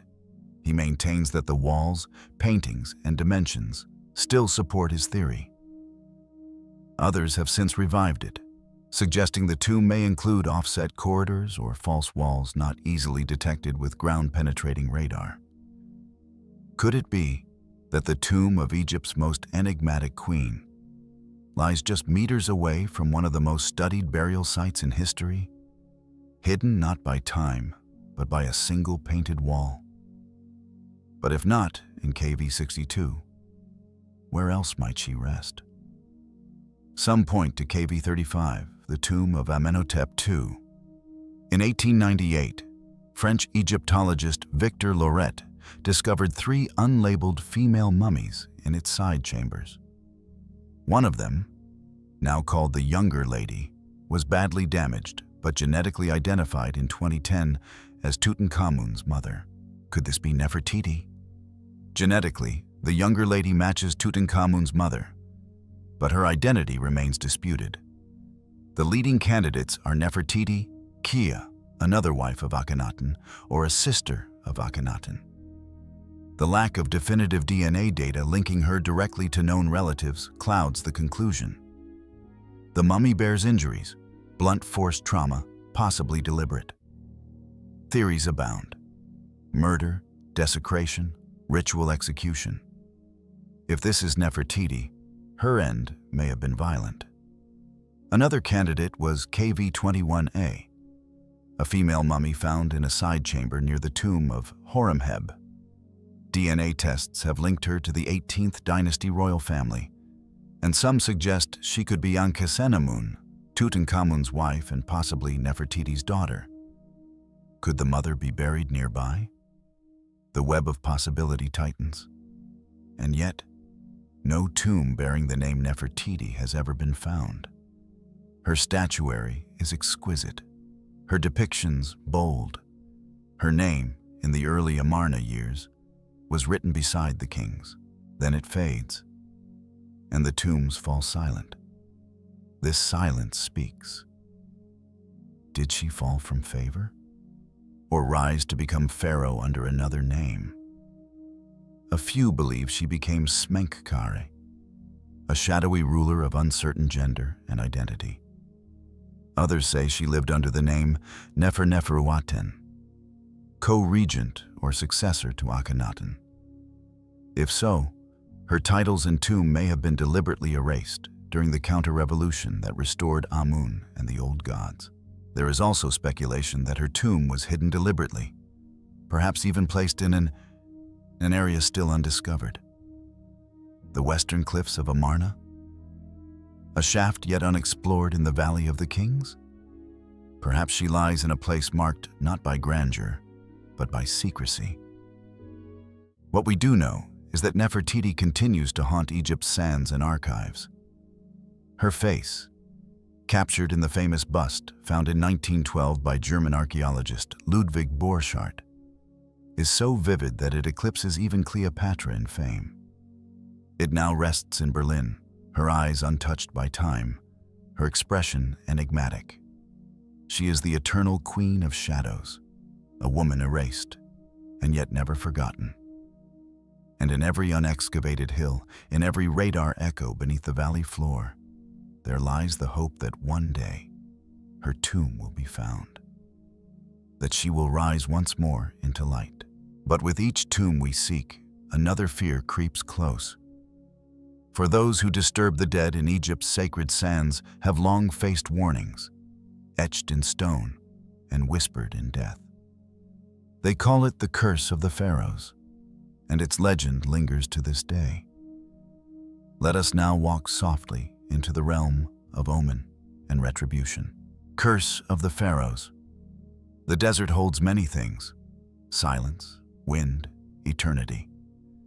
But hidden within the tombs of Egypt's kings and queens, something else lingers, something colder than stone, older than legend. A warning. It is etched in hieroglyphs, murmured through cracked corridors, and carried by those who dared to open the graves of the dead. They call it the Curse of the Pharaohs. This tale surged into the world's imagination in 1922, when British archaeologist Howard Carter discovered the nearly intact tomb of Tutankhamun in the Valley of the Kings. Funded by Lord Carnarvon, the excavation captivated the globe. Gold glistened in darkness for the first time in over 3,000 years. Treasures emerged: thrones, chariots, statues, and the boy king's haunting golden mask, but with the splendor came shadow.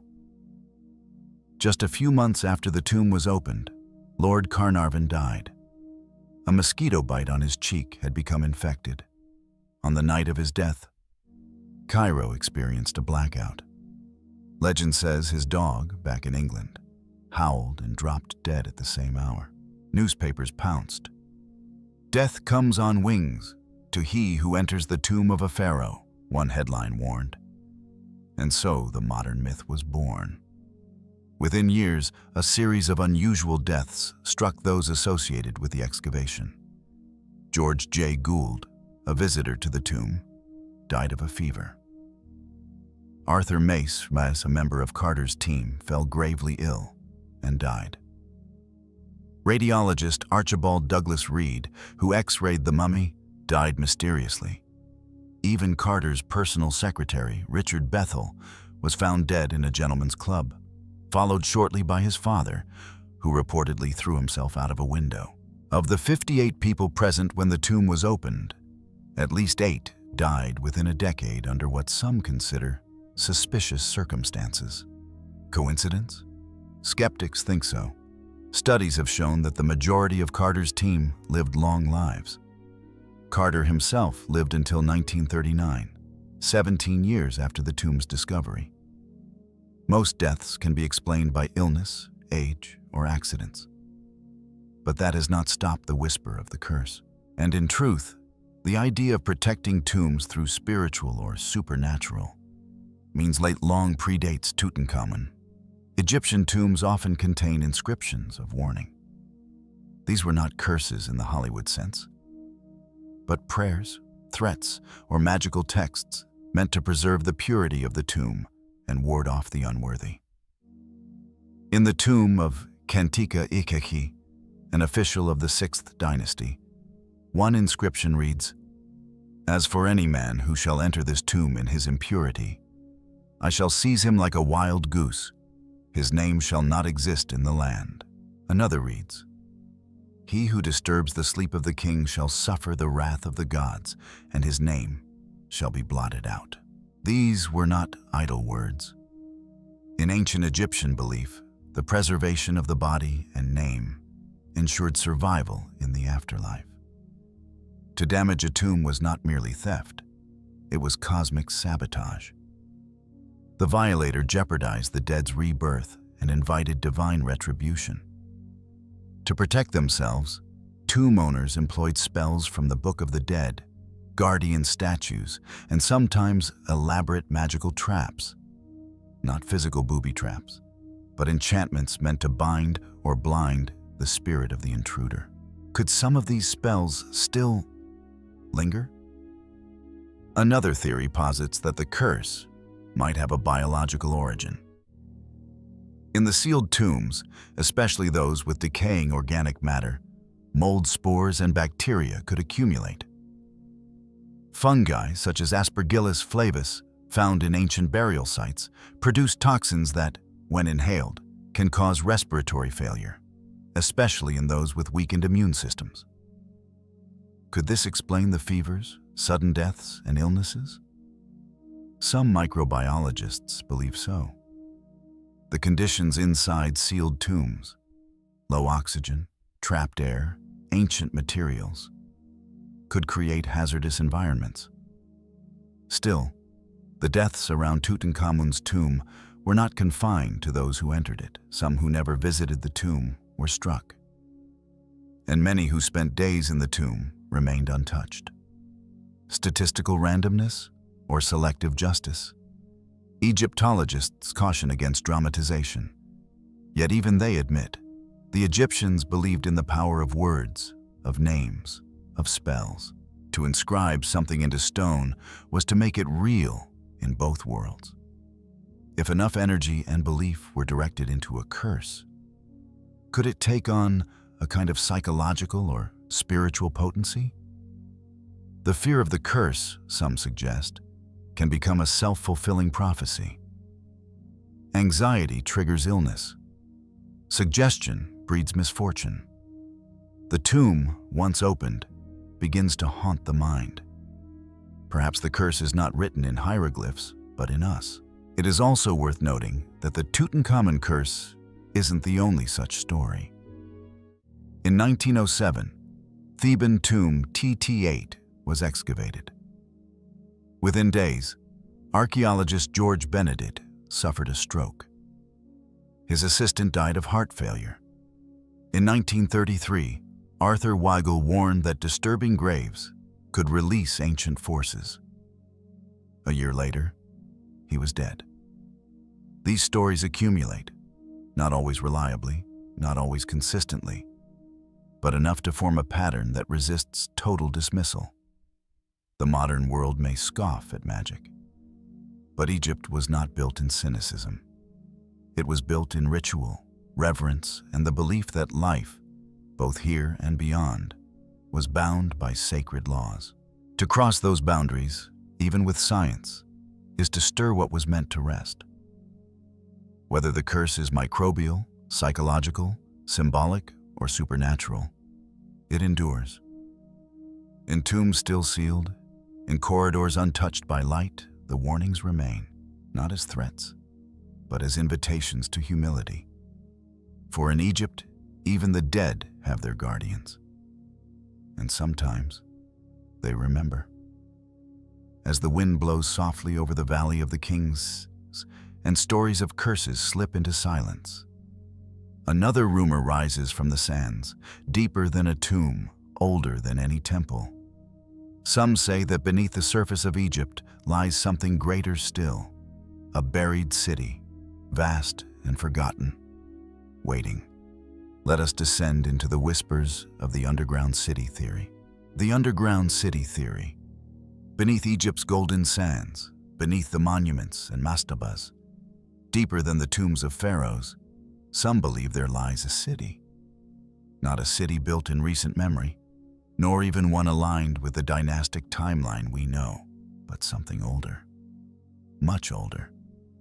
This is the underground city theory, the idea that a vast, ancient complex of halls, tunnels, and chambers stretches beneath the Egyptian landscape, hidden from both history and archaeology.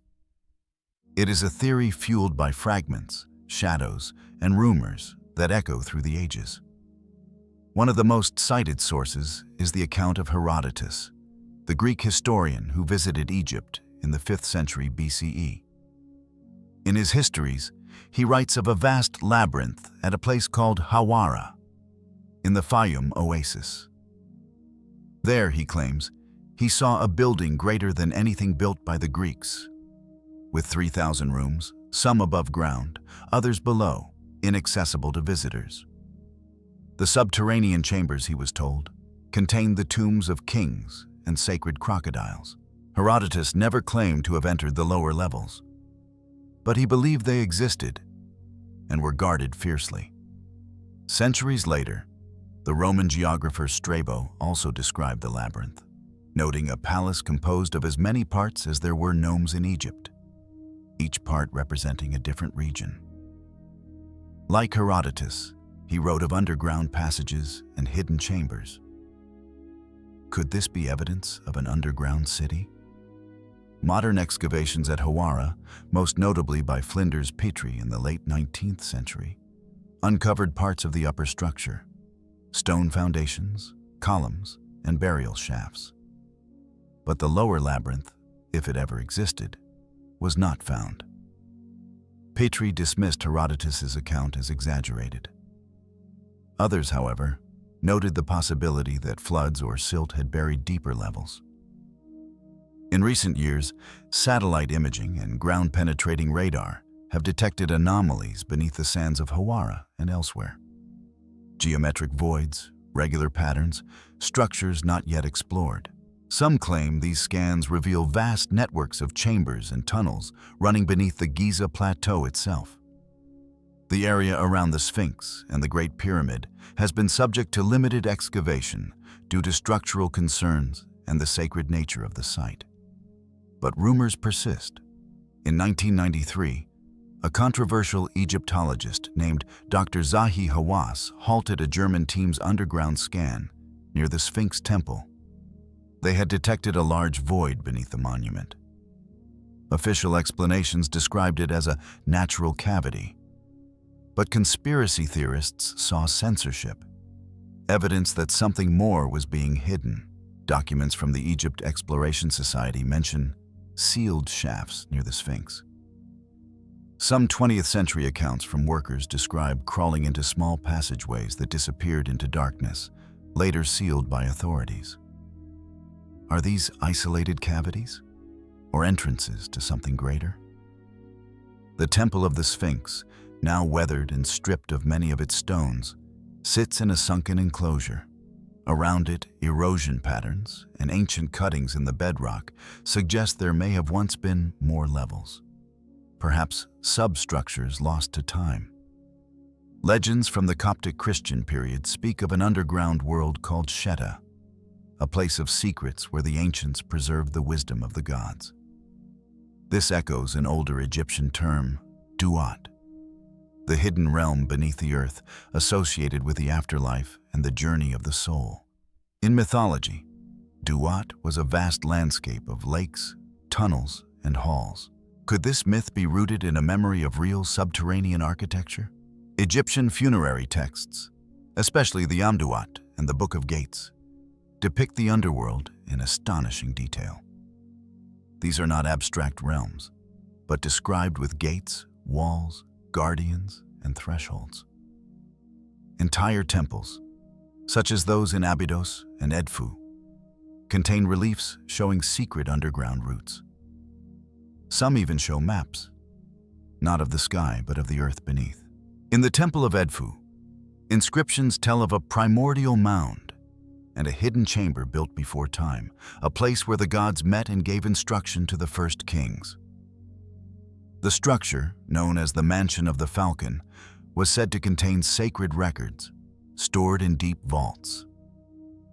These descriptions are wrapped in myth, but so are many truths from Egypt's earliest days. Some theorists connect the underground city theory to the lost knowledge of the Tepi, the first time when divine beings walked the earth and built the foundations of civilization. According to these texts, the records of Tepi were hidden to protect them from corruption. Could they still lie beneath the sands? Skeptics remain firm. No large-scale excavations have uncovered clear evidence of an underground city beneath Giza or elsewhere. Caves exist, yes. Water channels, yes. But no connected metropolis of halls and vaults, and yet. In 2017, an Egyptian-Spanish team discovered a previously unknown necropolis near Tuna El Gabel, filled with burial shafts and underground corridors. In 2021, drone-based LiDAR scans in western Thebes revealed subsurface patterns suggesting man-made activity not yet investigated. These finds don't prove the theory, but they keep the door open. And some whisper that the greatest discoveries have already been made, but remain unannounced. That deeper chambers beneath Giza, Saqqara, and Hawara hold not only artifacts, but archives. Halls of records carved into the earth, sealed by kings who remembered something we have forgotten. Until those chambers are opened, the underground city remains a possibility wrapped in sand. A silence that waits to speak. Beneath the ground, the city may wait. But above the sand, a sentinel watches, a creature older than kings, its body weathered by time and perhaps by something far more ancient. Let us now turn to the Sphinx and the riddle carved not into stone, but into erosion. The Sphinx's erosion mystery. It sits in the sand like a dream half remembered. The great Sphinx of Giza, guardian of the pyramids, worn and silent, as if listening to something long buried. Its leonine body stretches over 240 feet, with paws extended, back low, and a human face turned eternally east into the sunrise. But how old is the Sphinx, truly? The official timeline says it was built around 2500 BCE, during the reign of Pharaoh Khafra of the 4th dynasty. This would make it roughly 4,500 years old. Supporting this are archaeological links to nearby quarries and causeways, plus the discovery of a valley temple connected to Khafre's pyramid. Yet there is a voice in the stone, an argument not written in hieroglyphs, but in grooves, channels, and scars. A mystery of erosion. In the 1990s, geologist Dr. Robert Schoch of Boston University studied the Sphinx's enclosure walls and noticed something strange. The deep vertical fissures, the rounded patterns of wear, these were not consistent with wind-blown sand, the usual force in the arid Giza climate. Instead, they resembled water erosion, the kind caused by sustained rainfall over centuries. But Egypt hasn't experienced such rainfall since the end of the last ice age, around 7000 BCE. If the Sphinx shows signs of water erosion, Schoch proposed, it must have been carved thousands of years earlier than Khafre's reign, perhaps as far back as 9000 BCE. This radical claim sent ripples through the archaeological world. Mainstream Egyptologists dismissed the idea. They pointed out that the head of the Sphinx matches the style of the Old Kingdom, that no pre-dynastic structures of such scale exist, and that the Sphinx temple aligns with Khafre's pyramid complex. But Schoch and others responded, the head is far too small in proportion to the body. Could it have been recarved? If the original Sphinx had a lion's head or something more eroded, later pharaohs may have reshaped it, shrinking the head as they refined it. Indeed, the Sphinx's current head appears disproportionately small for its body, especially for an Egyptian monument where scale and symmetry were sacred principles. Others joined the chorus. Writer and researcher John Anthony West argued that the erosion lines in the enclosure, deep, curved, and wave-like, indicated centuries of heavy rain, possibly over millennia. The style of weathering on the Sphinx was different from nearby structures dated to the same period, suggesting a much older origin. Still, the evidence remains circumstantial. There is no inscription on the Sphinx naming its creator. No cartouche, no papyrus, just the stone and its scars. There is, however, a stele. Between the Sphinx's paws sits the dream stele, erected by Thutmose IV around 1400 BCE. It tells a story. The young prince fell asleep beneath the Sphinx, then buried in sand. In a dream, the Sphinx, personified as a god, promised him kingship if he would free it from the desert's grip. The stele suggests that the Sphinx was already ancient, even then, 1,000 years before Herodotus would write of it. Ancient texts refer to the Sphinx not as a statue, but as a being, a guardian. Some called it Horemakhet, Horus of the horizon. Others associated it with Anubis, the jackal-headed god of the necropolis. Could the Sphinx predate dynastic Egypt, later adopted into its religion? Adding to the mystery is the Sphinx temple, made from the same limestone blocks quarried around the statue. The architectural style is stark, megalithic, and unusual for its supposed era, some of its stones weighing over 200 tons. No inscriptions exist in this temple either. No images of Khafre, only silence and stone. Could the Sphinx and its temple be the last remnants of a lost civilization? Some link this idea to the Zep Tepi, Egypt's mythological first time, when gods ruled on earth and constructed sacred monuments. In the Temple of Edfu, texts describe divine architects building great sanctuaries that were later destroyed by a cosmic flood. Survivors, it is said, encoded their knowledge in stone. Is the Sphinx a memory of that first time? A few suggest it once bore a different head, possibly that of a lion, aligning with the constellation Leo. Around 10,500 BCE, the sun rose in Leo during the spring equinox, and the Giza pyramids aligned with Orion's belt in the night sky. Could the Sphinx have been carved in that era to honor the stars? This is, of course, speculative. No artifacts have been recovered to firmly date the statue to such ancient times. No tools, no graves, no texts. The weight of evidence still leans toward a 4th dynasty origin. Yet the question lingers. Why does the stone tell a different story than the scripts? Why does the body show erosion patterns seen nowhere else in Giza? Why is the head so small?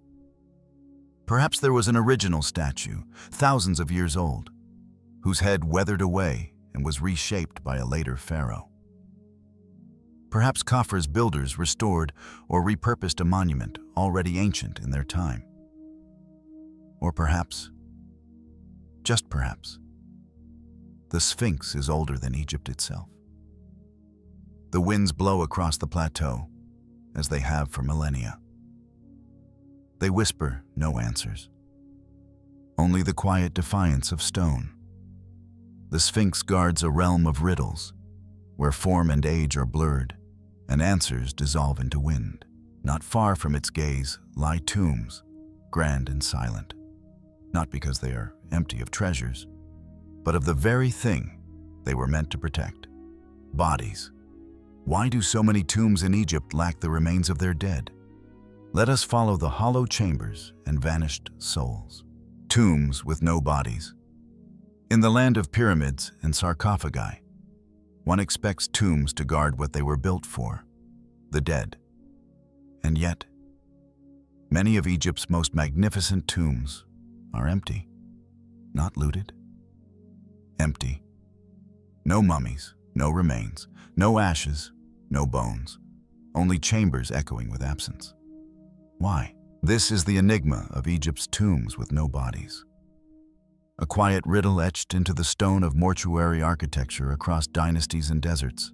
The most iconic case lies in the Great Pyramid of Khufu, towering above the Giza Plateau. Inside, 3 chambers rise in the heart of stone: the subterranean chamber, the Queen's chamber, and the King's chamber.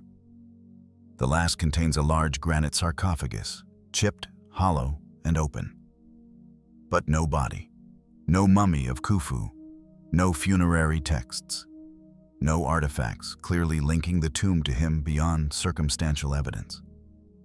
The famous cartouche of Khufu, found in a small upper shaft by Howard Weiss in 1837, is often cited, but has also been challenged in its authenticity due to lack of documentation and suspicious placement. Some argue that the pyramid was never a tomb at all, that it was ceremonial, symbolic, or even a machine of cosmic alignment. Even if it was intended as a tomb, where is Khufu? The same question haunts other pyramids. The Pyramid of Menkaure, smaller but still regal, also showed no definitive burial. The granite sarcophagus found within was shipped to England in the 1830s, but it sank in a shipwreck off the coast of Spain, taking its secrets with it. Then there is the Red Pyramid and the Bent Pyramid of Dashur, built by Pharaoh Sneferu. Both are large, expertly designed, and empty. Some Egyptologists argue that tombs were cleared out by robbers soon after burial. Looting was rampant, even in antiquity. Even the tomb of Tutankhamun, often hailed as intact, showed signs of 2 ancient break-ins. But looters leave signs: shattered jars, discarded bones, remnants of linen or funerary oils. In many of these empty tombs, there is nothing. No trace of a burial. No sarcophagus, no resin stains or bandage fragments, just smooth stone and quiet air.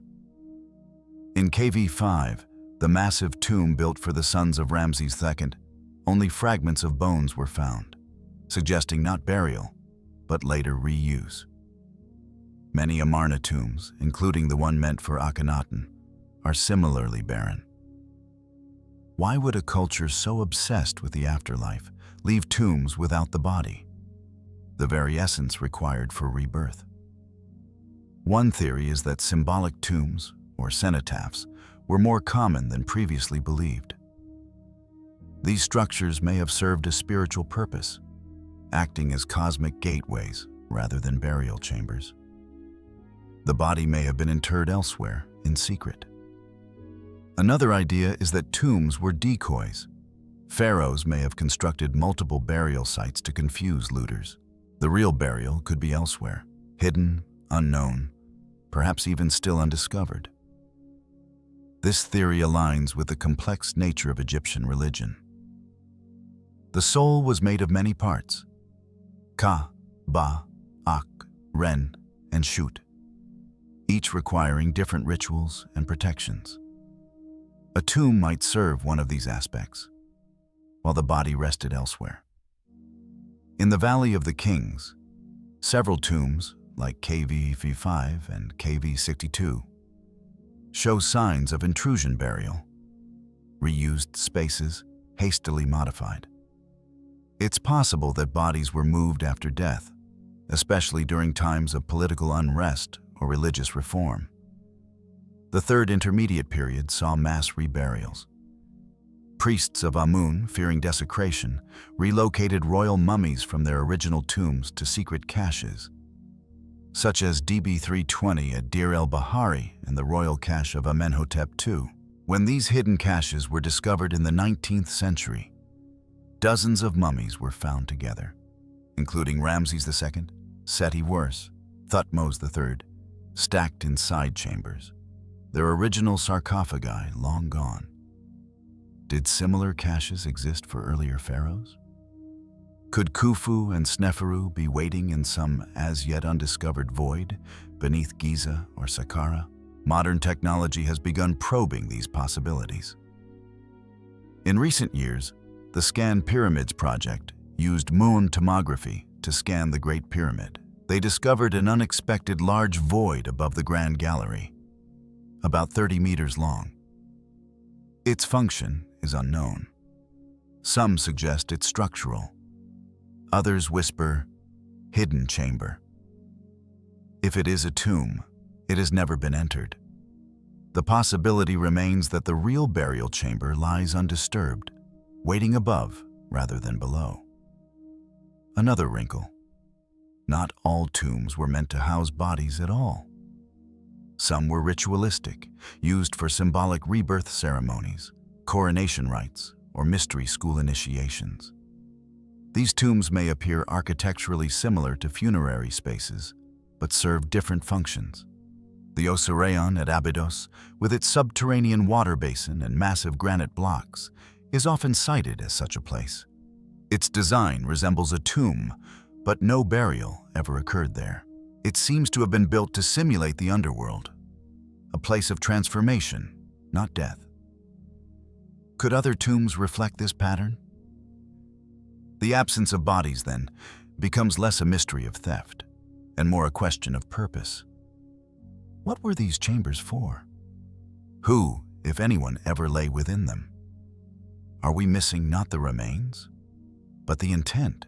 As archaeologists continue to explore new tombs each year, beneath Saqqara in the Western Valley near Luxor, they do so with new eyes. They no longer assume that burial equals body. They ask new questions. They listen more closely to the silence. Because in Egypt, what isn't there is often as revealing as what is. But where the body ends, the journey begins. For the Egyptians, death was not a destination. It was a passage. And they left a guide, inked in black and red, to help the soul through shadowed gates and shifting rivers. It is not one book, but many scrolls. A spell book, a hymn, a map. Let us now unfurl the Book of the Dead and read what only the dead were meant to know. Secrets of the Book of the Dead. In the stillness of a burial chamber, beneath ceilings painted with stars and walls inscribed with eternity, lies a scroll. A scroll not of history, but of transformation. The ancient Egyptians called it Reu Nupert Emhru, the Book of Coming Forth by Day.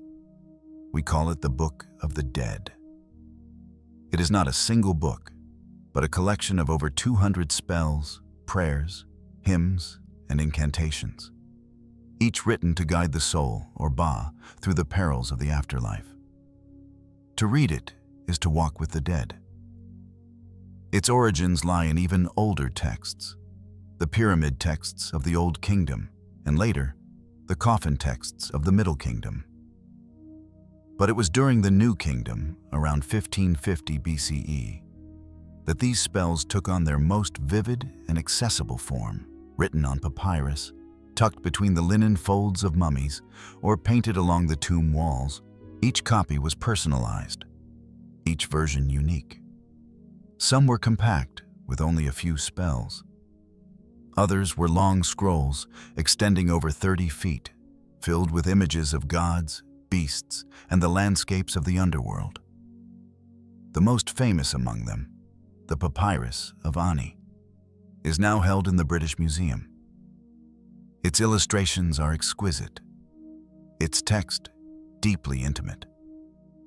It begins not with death, but with awakening. The journey through the afterlife was not passive. The deceased would face gates, guardians, and trials. They would need to speak sacred names, recite passwords, transform into animals or light, and declare their innocence in the negative confession. A list of 42 moral declarations before the gods. I have not stolen. I have not killed. I have not lied. I have not polluted the water. I have not turned away from the hungry. This was not merely ritual. It was the heart of Ma'at, the cosmic order. If the heart of the deceased was found heavier than the feather of Ma'at, it would be devoured by Ammit, the devourer, part lion, part crocodile, part hippopotamus. The soul would cease to exist. But if it was light, the soul would pass on to the field of reeds, a paradise where one's earthly joys were mirrored eternally. The Book of the Dead provided the words, the keys, the spells to make that happen. But there's a deeper mystery here. What exactly did the ancient Egyptians believe the afterlife was? And how did these texts encode not just beliefs, but spiritual technologies? Many of the spells involve transformation. The ability of the soul to become a falcon, a lotus, a flame, a heron, a crocodile. This concept of fluid identity echoes modern metaphysical ideas about energy, consciousness, and ascension. Spell 76. I am the soul of Ra, proceeding from the flesh of the gods. Spell 149. I have traversed the sky. I have passed through the netherworld. I have spoken the names. I am among the stars. These are not mere metaphors. They are instructions for navigation. The Egyptians saw the afterlife as a structured cosmos, a place with maps, logic, geography. The soul moved through 12 hours of night, confronting serpents, lakes of fire, and giant gates that required both courage and knowledge to pass. Each hour was ruled by a different god or guardian. Without knowing their names, the soul could go no further. It is this structure, this strange mix of the poetic and the precise, that fascinates scholars and mystics alike. Egyptologists analyze the texts for religious insight. Esoteric traditions, however, see something more, a code. In the early 20th century, thinkers like Wallace Budge, Manly P. Hall, and R.A. Schwaller de Lubitsch began to interpret the Book of the Dead not just as funerary guidance, but as a kind of manual for enlightenment. They argued that the Yarut underworld might represent states of consciousness, and that the spells mapped a spiritual journey through the self. Even Carl Jung, though cautious, saw resonance between Egyptian death mythology and the process of psychological individuation. Could it be that the Book of the Dead is both a guide for the deceased and a mirror for the living? In recent decades, the language of the text has drawn closer scrutiny. Ancient Egyptian, especially the Middle Egyptian dialect, is dense with double meanings, pun-based symbolism, and sacred numerology. One word can refer simultaneously to a god, a place, and a concept. To read the Book of the Dead literally is to miss its multidimensional design. Take Spell 125, the famed weighing of the heart. The scene is depicted with perfect balance. Anubis weighs the heart, Thoth records the outcome, Ma'at watches. The heart is placed on one side of the scale, the feather of truth on the other. But some scholars suggest this is more than a moral test. The heart, they say, represents not guilt, but awareness. To be light is to be unburdened, awake, in harmony. It's also worth noting that in Egyptian thought, the heart, not the brain, was the seat of consciousness. What then was truly being judged? Another question. Who wrote these texts?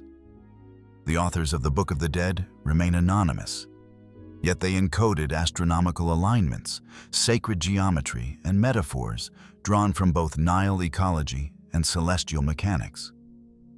Spell 17, for example, links the sun god Ra to the Bennu bird, a solar phoenix said to rise from the sacred Ish tree at Heliopolis. This myth echoes the idea of cyclical rebirth across cultures.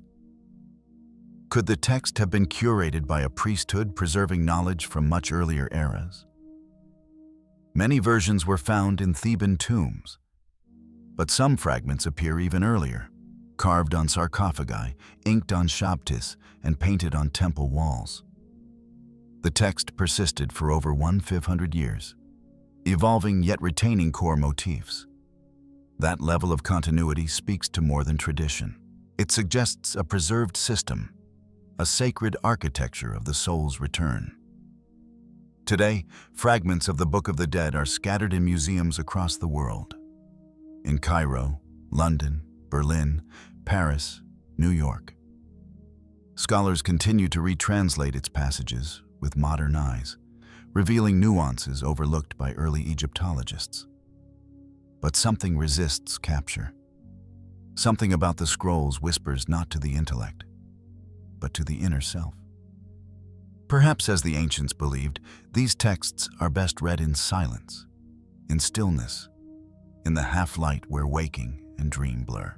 Perhaps they are not books to be studied, but remembered. From the soul's journey through the underworld, we return once more to stone and sky. For even in death, the pharaohs looked upward.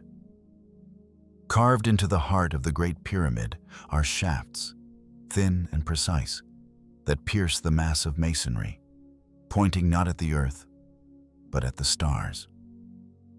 Let us now follow these silent tunnels toward Orion, Sirius, and the secrets of the heavens. Star shafts of the Great Pyramid.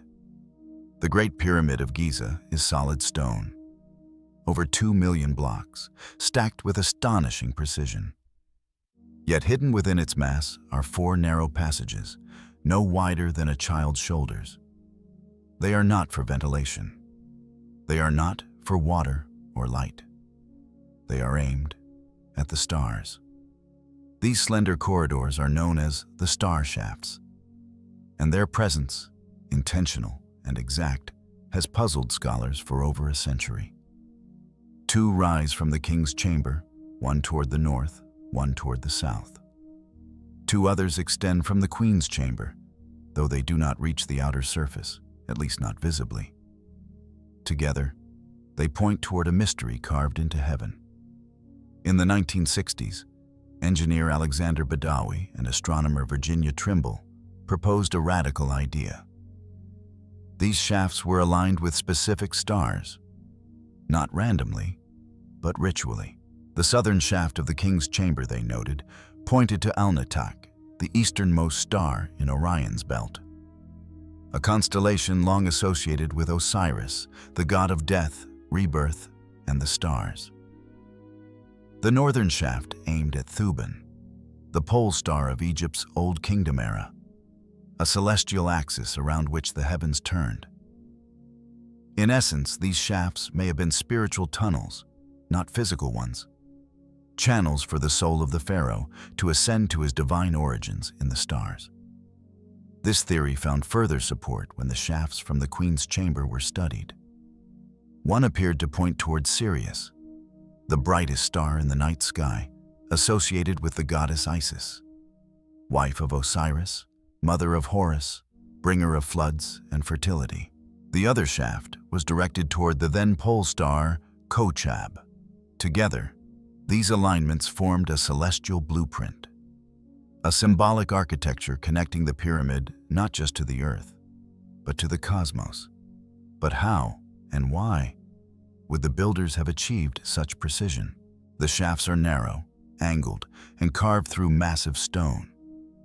No modern tools existed, yet their alignments, confirmed by modern astronomical software, correspond to the sky as it appeared around 2500 BCE, suggesting careful measurement over generations. This implies an extraordinary knowledge of precession, the slow wobble of Earth's axis over thousands of years, something not officially recognized by modern science until the work of Hipparchus 2,000 years later. Did the ancient Egyptians understand this? Or were they following an older system passed down from a forgotten age?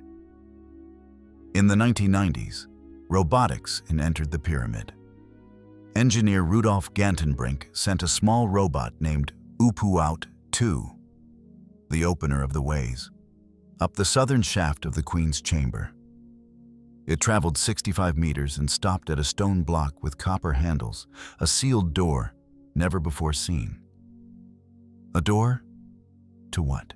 Years later, another robotic expedition, National Geographic's Pyramid Rover project, drilled through the block and found another chamber.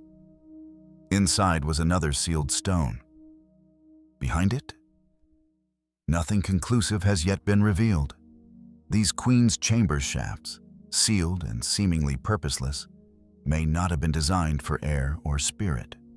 They may have been symbolic or ritualistic, part of a deeper cosmological system. The builders seem to have encoded a vision of the afterlife, not just below, but above. The pyramid texts, inscribed in nearby pyramids of Unas and Tepi, contain phrases that reinforce this celestial journey. The king flies toward the sky among the stars. The king is a star which illumines the sky. The king reaches the sky as Orion. The king rests as the star of the gods. Here the pharaoh does not die. He transforms. He becomes a star. The shafts, then, are not mere architectural quirks. They are ritual instruments, gateways through which the pharaoh's Ka might rise, guided by the fixed stars, reborn among the imperishable ones. Modern Egyptology continues to debate their function. Some believe the shafts served as symbolic sightlines, used during construction to align the pyramid with celestial points. Others suggest they were initiatory paths, meant not for the dead pharaoh, but for living priests undergoing rites of passage. Then there are those who see deeper intent. The pyramid, they say, was not only a tomb, but a machine of transformation. A resurrection device designed to send the soul beyond earthly bounds, to merge it with the divine order of the cosmos. Speculative? Perhaps. But the precision of the shafts, the symbolic alignment to deities, and the consistency across funerary texts make clear. The sky was not merely a backdrop, it was the destination. The pharaoh was not buried. He was launched. A being of flesh ascending into eternity, guided by shafts that no human ever entered, but whose angles remain true thousands of years later. The night sky shifts slowly, but the stars remain. And so do these tunnels of stone, pointed with purpose, still whispering to the heavens. The shafts of Giza show us the stars were no afterthought. They were integral, divine. But beyond pyramids, the same patterns appear again, etched into temples, carved into timelines, And no star was more sacred than Sirius, whose rising marked the beginning of Egypt's year, and perhaps something more. Let us now trace the alignments of temples and the sacred path of the Sirius star. Sirius and temple alignments, before calendars, clocks, and coordinates. The ancient Egyptians told time by the stars, and no star was more sacred than Sirius. To them, it was Sopdet, the celestial goddess whose arrival in the dawn sky heralded the inundation of the Nile, the yearly flood that brought fertility to the land and marked the start of the Egyptian New Year. This event, the heliacal rising of Sirius, occurred each year around midsummer, when the star would appear just before sunrise, after having been invisible for weeks. It was not just an astronomical marker. It was a spiritual signal. The Nile rose, the soil was reborn, and the gods returned. Temples across Egypt reflect this reverence, not only in inscriptions, but in their very orientation. From Edfu to Dendera, from Karnak to Abu Simbel, entire complexes were aligned with celestial events, many of them tied to Sirius. At the Temple of Isis on Philae Island, the central axis points to the location on the horizon where Sirius rose in antiquity. At Dendera, the famous zodiac ceiling depicts Sirius as a five-pointed star, accompanied by symbols of divine procession. But nowhere is the Sirius alignment more dramatic than at Abu Simbel. Built by Ramesses II, the temple is a marvel of engineering and cosmic devotion. Twice a year, on February 22nd and October 22nd, the rising sun pierces the temple's interior and illuminates statues at the back wall of the sanctuary. On these days, light falls precisely on Ramesses, Ra-Horakhti, and Amun, while leaving the god Ptah, associated with the underworld, in darkness. Many believe these dates coincide with Ramesses' coronation and birthday, but others note that they are also near Sirius's heliacal rising at certain periods in ancient sky cycles, adjusted for precession over millennia. Could the temple's axis be an encoded celebration of that celestial moment? Modern astronomers have confirmed that temple alignments across Egypt are not random. Using satellite data and simulation software, researchers have mapped dozens of sites whose orientation matches significant stellar events, especially those involving Sirius and Orion's belt. Why this precision? Because for the Egyptians, the cosmos was a temple, and their temples were scaled reflections of the heavens. The gods, they believed, dwelled not in distant sky realms, but in cosmic rhythms. By aligning a temple to a star, one opened a channel. Rituals performed within became part of the sky's own ritual. A star's rising wasn't just seen, it was felt, channeled, embodied. At Karnak, the Temple of Amun is aligned to the winter solstice sunrise. At Luxor, axis points track lunar cycles and possibly even Venus.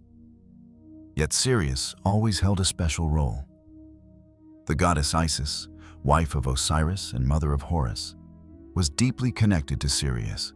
Her tears were said to cause the Nile to flood. Her rebirth, like the star's return to the sky, marked a new cycle of life. The annual inundation, predictable and essential, was Egypt's heartbeat. Without it, there was no harvest, no order. The rising of Sirius, brighter than any other star, became the clock of the gods. Even the Sothic cycle, a calendrical system used by Egyptian astronomers, was based on the 1,160-year period during which the lunar and solar calendars realign with the heliacal rising of Sirius. This cycle allowed priests to track time on scales larger than human lives.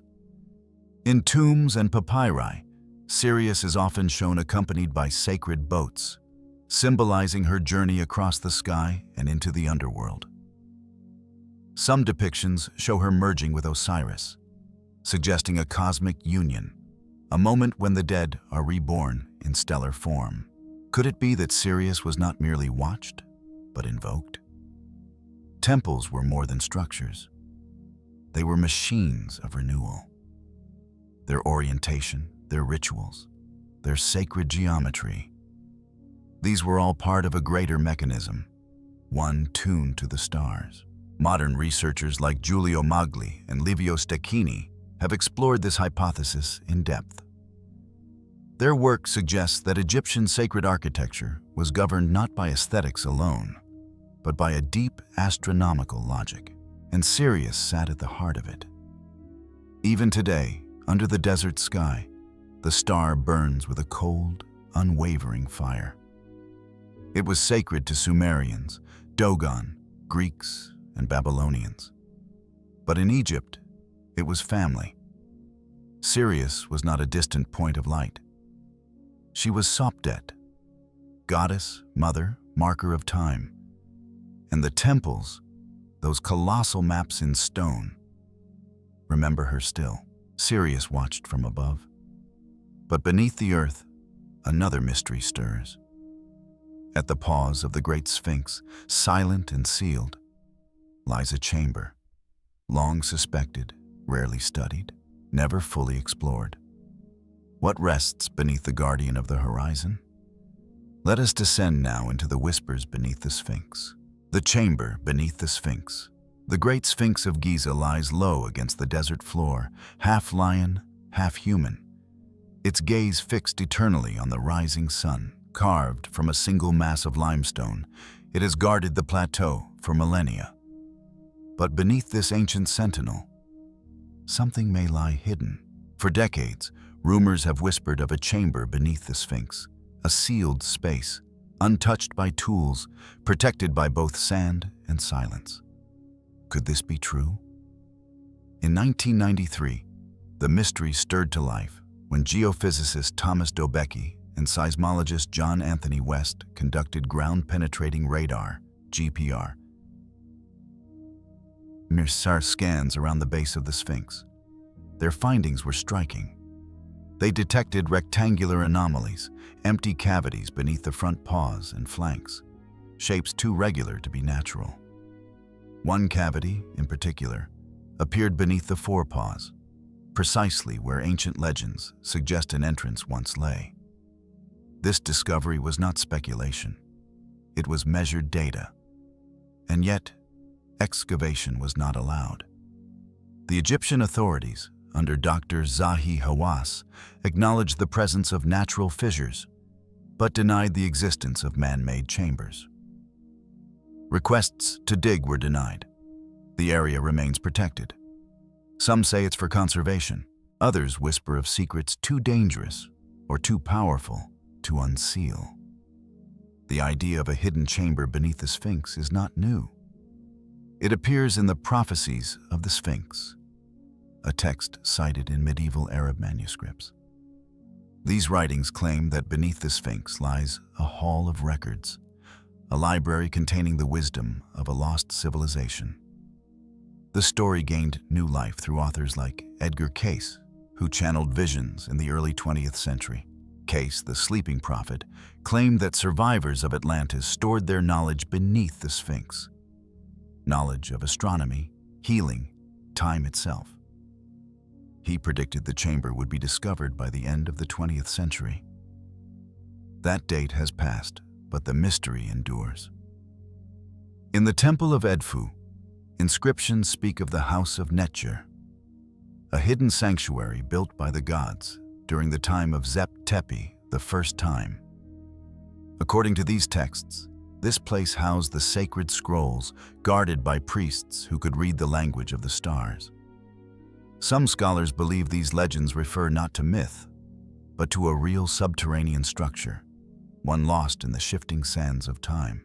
If such a chamber exists, could it be beneath the Sphinx? More recent radar scans, including those supported by NASA imaging and conducted by various international teams, continue to show anomalous voids around the Sphinx enclosure. In 2017, renewed interest brought calls for fresh exploration.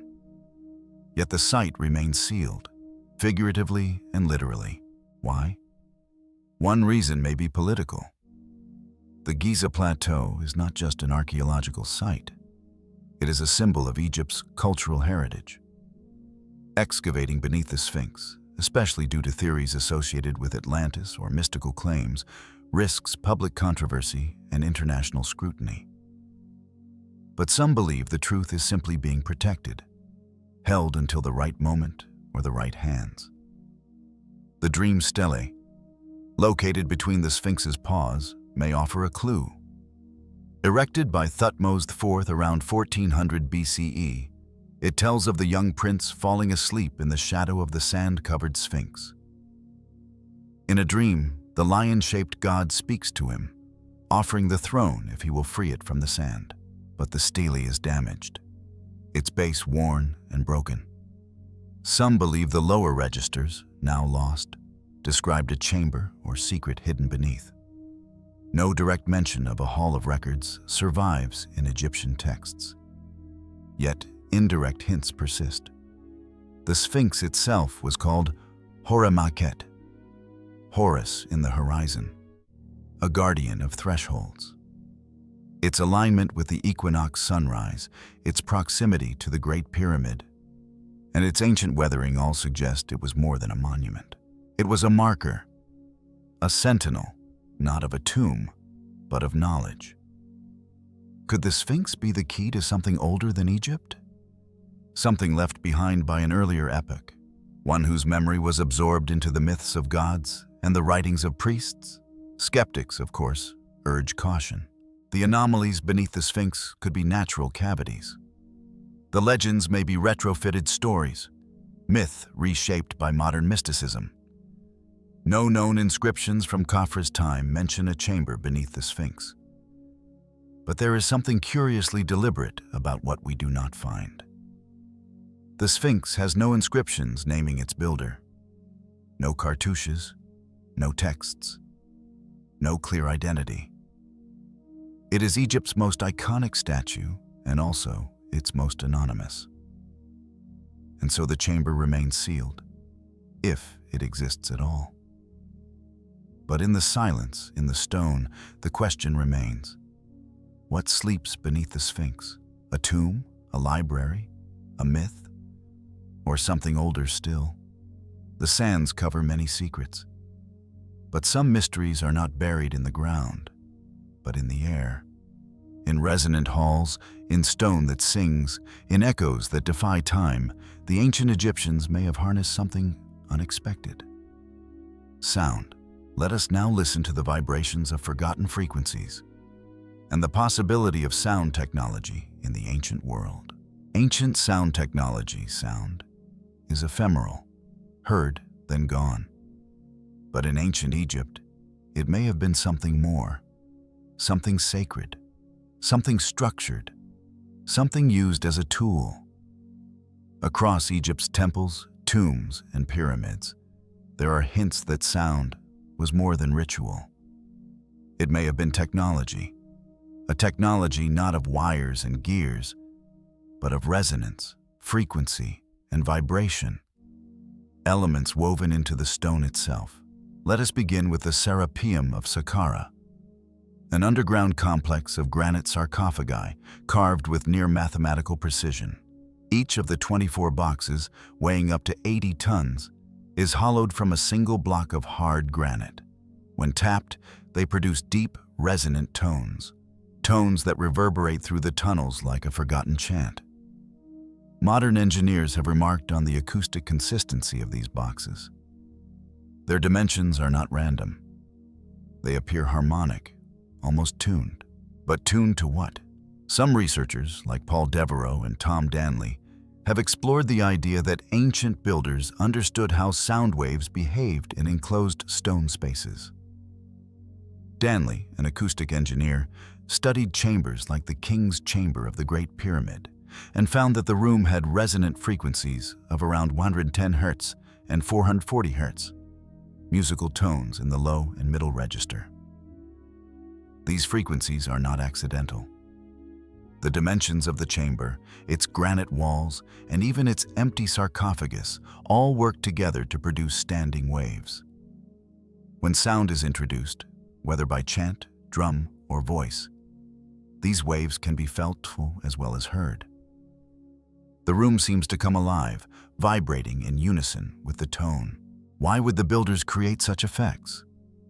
Were they simply coincidental results of architectural brilliance? Or were these resonant spaces deliberately designed to manipulate sound? For ritual, healing, or transcendence? Let's move to Karnak Temple, where the hypostyle hall features 134 massive columns. Acousticians have noted how sound shifts within the hall depending on where you stand. Echoes bend around pillars. Voices carry in unexpected directions. This may have enhanced the mystical experience of ceremonies, making gods seem to speak from stone. The Osirian at Abydos is another site of interest. This subterranean temple, partly submerged in water, features massive granite monoliths and narrow stone corridors. It's a place of deep silence and deep sound. Some claim that chanting inside the Osirian causes vibrations in the chest cavity, an effect that enhances meditative states. Even the Temple of Hathor at Dendera shows signs of sonic awareness. The famous Dendera light reliefs, found deep in a crypt, are accompanied by what some believe are resonance chambers, small vaulted alcoves that may have been used to amplify vocal tones or other sonic frequencies. Hathor herself was the goddess of music, dance, joy, and love. And many of her temples include sistrum instruments and walls filled with musical iconography. Could ancient rituals have involved sound not just as atmosphere, but as activation? Consider also the Hetepet stelae, funerary inscriptions which frequently invoke intonation of names as essential to the survival of the soul. The spoken word, especially names and spells, was believed to carry creative power, the very essence of Heka, Egyptian magical force. In fact, in some versions of Egyptian cosmology, the universe itself began with sound. The god Ptah, creator of the world, is said to have breathed creation into being through the power of the spoken word. His tongue and heart worked together, the heart thinking, the tongue speaking. And from this resonance, all things were born. This isn't symbolic. It's philosophy, a metaphysical system built on vibration. Modern experiments in cymatics, the study of visible sound vibration patterns, have shown how frequencies can shape matter. Sand, water, and dust rearrange themselves into symmetrical patterns when exposed to specific tones. Could the Egyptians have observed this? We cannot say for certain. But some speculate that resonance was used to aid in stone cutting, or even levitation. A fringe theory, yet one rooted in the observation that many stones in Egypt, such as at Baalbek and Giza, are so massive and precisely placed that conventional methods struggle to explain their movement. Sound as a tool to weaken molecular bonds, to move or shape stone. Highly speculative, yes, but experiments using focused sound waves in modern labs have shown how ultrasonics can manipulate materials on small scales. And if the ancient Egyptians were masters of macro-scale resonance, their intentions may have been more advanced than we assume. Let us not forget the ritual chants and priestly intonations performed inside these spaces. Hieroglyphic texts often speak of vocal offerings, songs, and invocations repeated in harmonic tones. These were not passive rituals, but energetic. The voice was a medium through which spirit and matter interacted. And there are physical remnants of instruments too. Archaeologists have discovered flutes, harps, lutes, and sistra, some simple, others finely crafted. While much of their musical notation is lost, reliefs show complex ensembles accompanying religious rites, dances, and sacred reenactments. In the tomb of Ramesses III, Wall paintings depict harpists seated beneath celestial diagrams, an image suggesting that music may have mirrored the movements of the heavens. Some have gone further. Theorists like Ibrahim Karim, founder of biogeometry, argue that Egyptian temples were tuned to a kind of spatial resonance, what he calls sacred harmonics. He claims that these spaces, including the king's chamber, emit subtle energy fields detectable through dowsing and specific instruments. While not universally accepted, his findings have spurred interest in resonant architecture. And what of the people? Visitors to sacred sites have often reported strange sensations: tingling skin, vibrations in the bones, feelings of euphoria or timelessness. While these are anecdotal, they raise the possibility that sound, when combined with ritual architecture, creates a multisensory experience designed to shift consciousness. That is the essence of ancient sound technology. Not just acoustics, but intentional transformation. Spaces built not only to echo, but to resonate with the soul. To step into these chambers may have been to step into a living instrument, one designed to attune the human body to something larger, the divine frequencies of the cosmos. We may never know how much the Egyptians truly understood about sound physics as we know it. But they understood something encoded in granite and geometry, in silence and in song, where sound stirred spirit, tools touched flesh.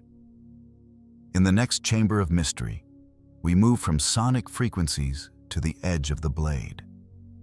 Because alongside their spiritual sophistication, the ancient Egyptians were astonishingly advanced in medicine, and nowhere more surprisingly than in surgery. Let us open the scrolls of their healers and trace the precision of their hands. Egyptian surgical prowess. They were not only builders of stone and dream, they were also healers. Among the many marvels of ancient Egypt, its temples, tombs, and texts, there lies a quieter legacy, the evidence of medical sophistication far ahead of its time. And within that, something more specific and astonishing: surgery. Not crude hacks with copper blades, but deliberate, calculated interventions. The ancient Egyptians knew how to open the body, treat it, seal it, and sometimes help it survive. Their knowledge survives on the faded papyrus scrolls of time. Foremost among these is the Edwin Smith papyrus, dated to around 1600 BCE, but believed to be a copy of a much older source, possibly from the Old Kingdom. Discovered in Luxor and purchased in the 19th century, this text is unlike any other. It is not a collection of spells or prayers. It is a surgical manual. Over 48 cases are detailed, many involving trauma, broken bones, head wounds, dislocations. Each entry follows a clinical pattern: examination, diagnosis, prognosis, and treatment. Case 6 describes a skull fracture with visible brain tissue. The physician notes, "If thou examinest a man having a gaping wound in his head, penetrating to the bone and smiting open his skull, thou shouldst palpate his wound. If thou findest that his skull is broken and his brain is oozing, then thou shalt say concerning him, one having a gaping wound in the head, penetrating to the bone, smiting open the skull, an ailment not to be treated." This is not magic. It is observation. It is medicine. The papyrus shows that Egyptian physicians understood the structure of the brain, spinal cord, and major organs, and the outcomes of damage to each. They knew to cleanse wounds, close them with linen, and apply honey and resins as antiseptics. They even performed sutures. In case 25, a dislocated jaw is reset using a method still recognized today: the 2 thumbs in the mouth technique, pressing downward and then upward. It's the earliest recorded account of joint reduction. And they weren't only working with the living. Embalming gave the ancient Egyptians centuries of anatomical experience.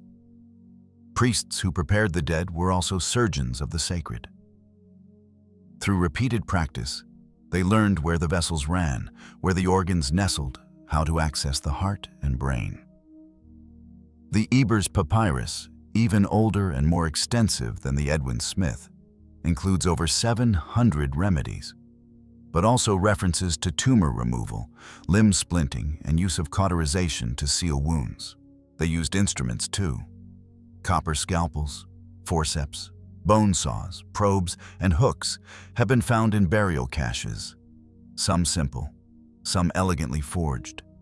Reliefs at the Temple of Kom-Ombo, built in the Ptolemaic era but based on older traditions, show detailed surgical instruments on sacred display. One scene features what looks like a surgical tray lined with blades and tongs. This is not artistic license. These were tools of the craft, and evidence of their use survives on the bodies of the dead. In 2012, researchers at the University of Zurich studied CT scans of Egyptian mummies and found multiple cases of healed fractures, trepanation scars, and surgical interventions that the individual had survived.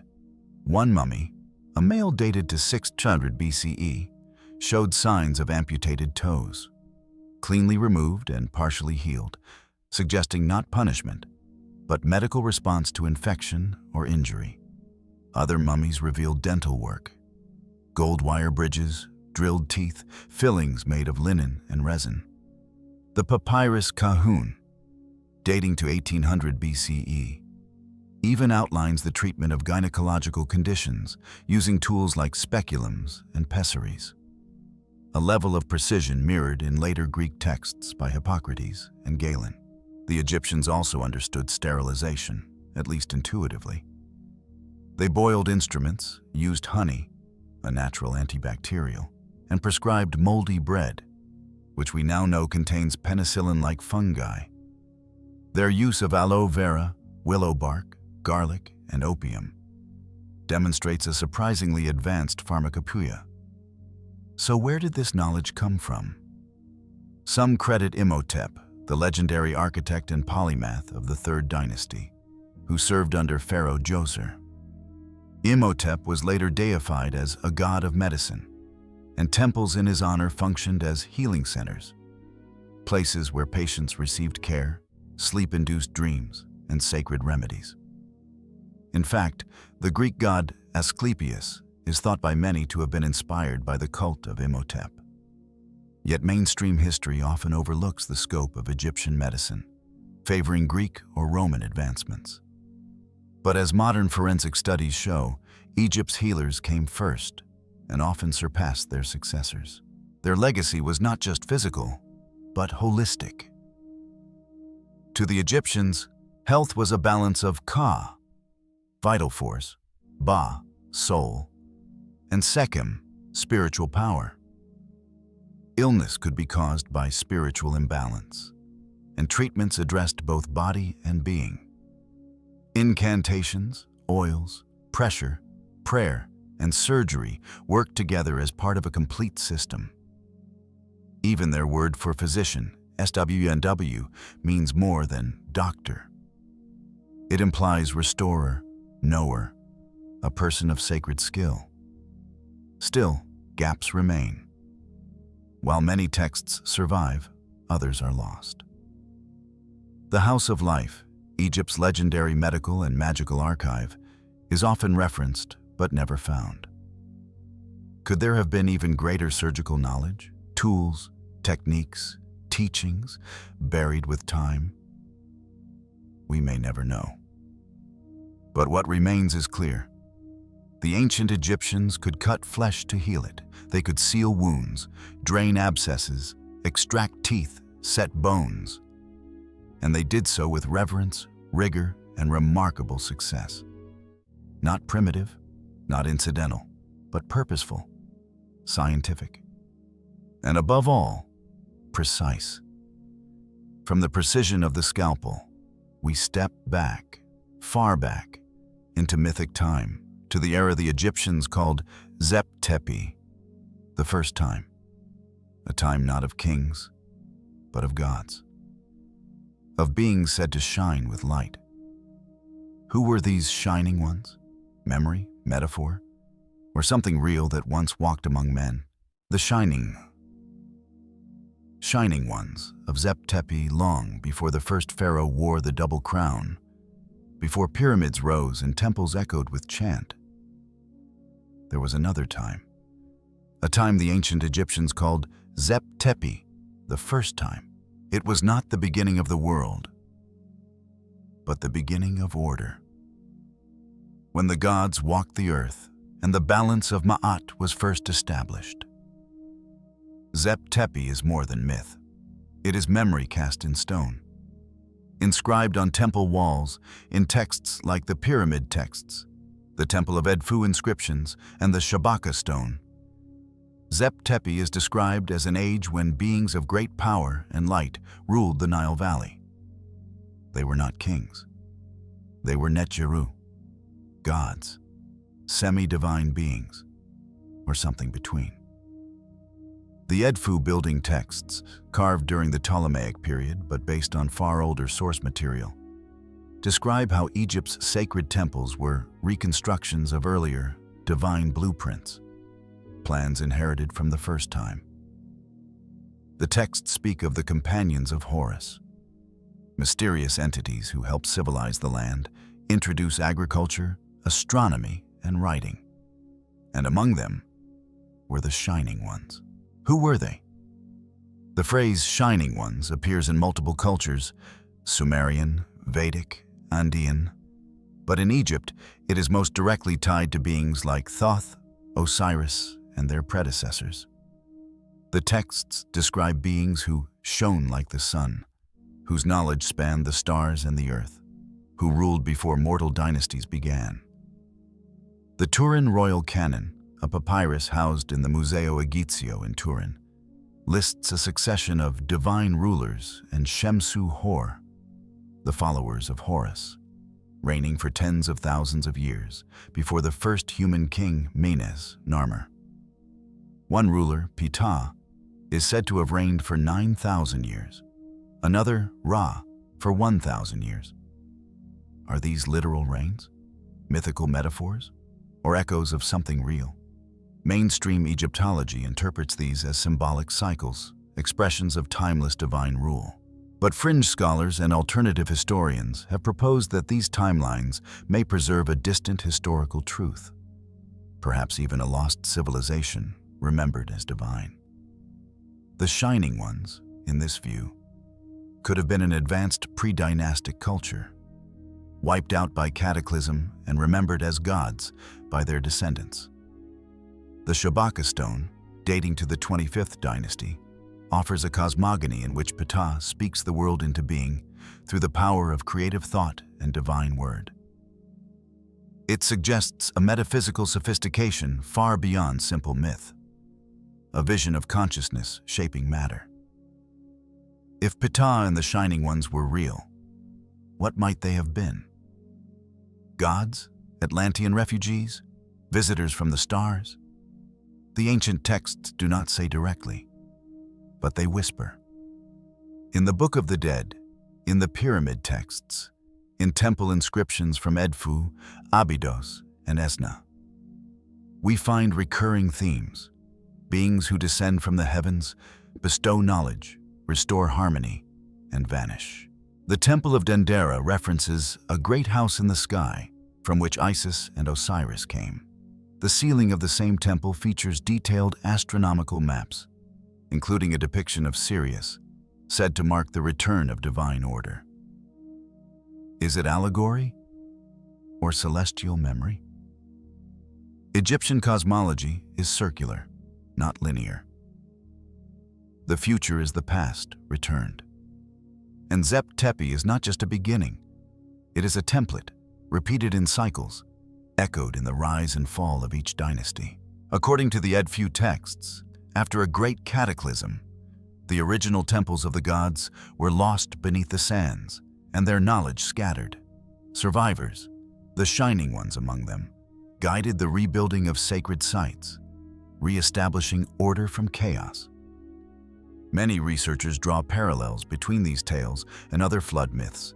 Sumer's Utnapishtim, the Bible's Noah, Plato's Atlantis, and indeed, the Sphinx water erosion hypothesis, proposed by Robert Schoch, suggests that the Sphinx may date back to an era of heavy rainfall over 9,000 years ago, perhaps the tail end of a cataclysmic age remembered in these myths. The idea that Egypt inherited knowledge from a lost age is not new. Even Herodotus, writing in the 5th century BCE, recorded that Egyptian priests told him of civilizations tens of thousands of years old, cycles of destruction and rebirth, and rulers who were not human.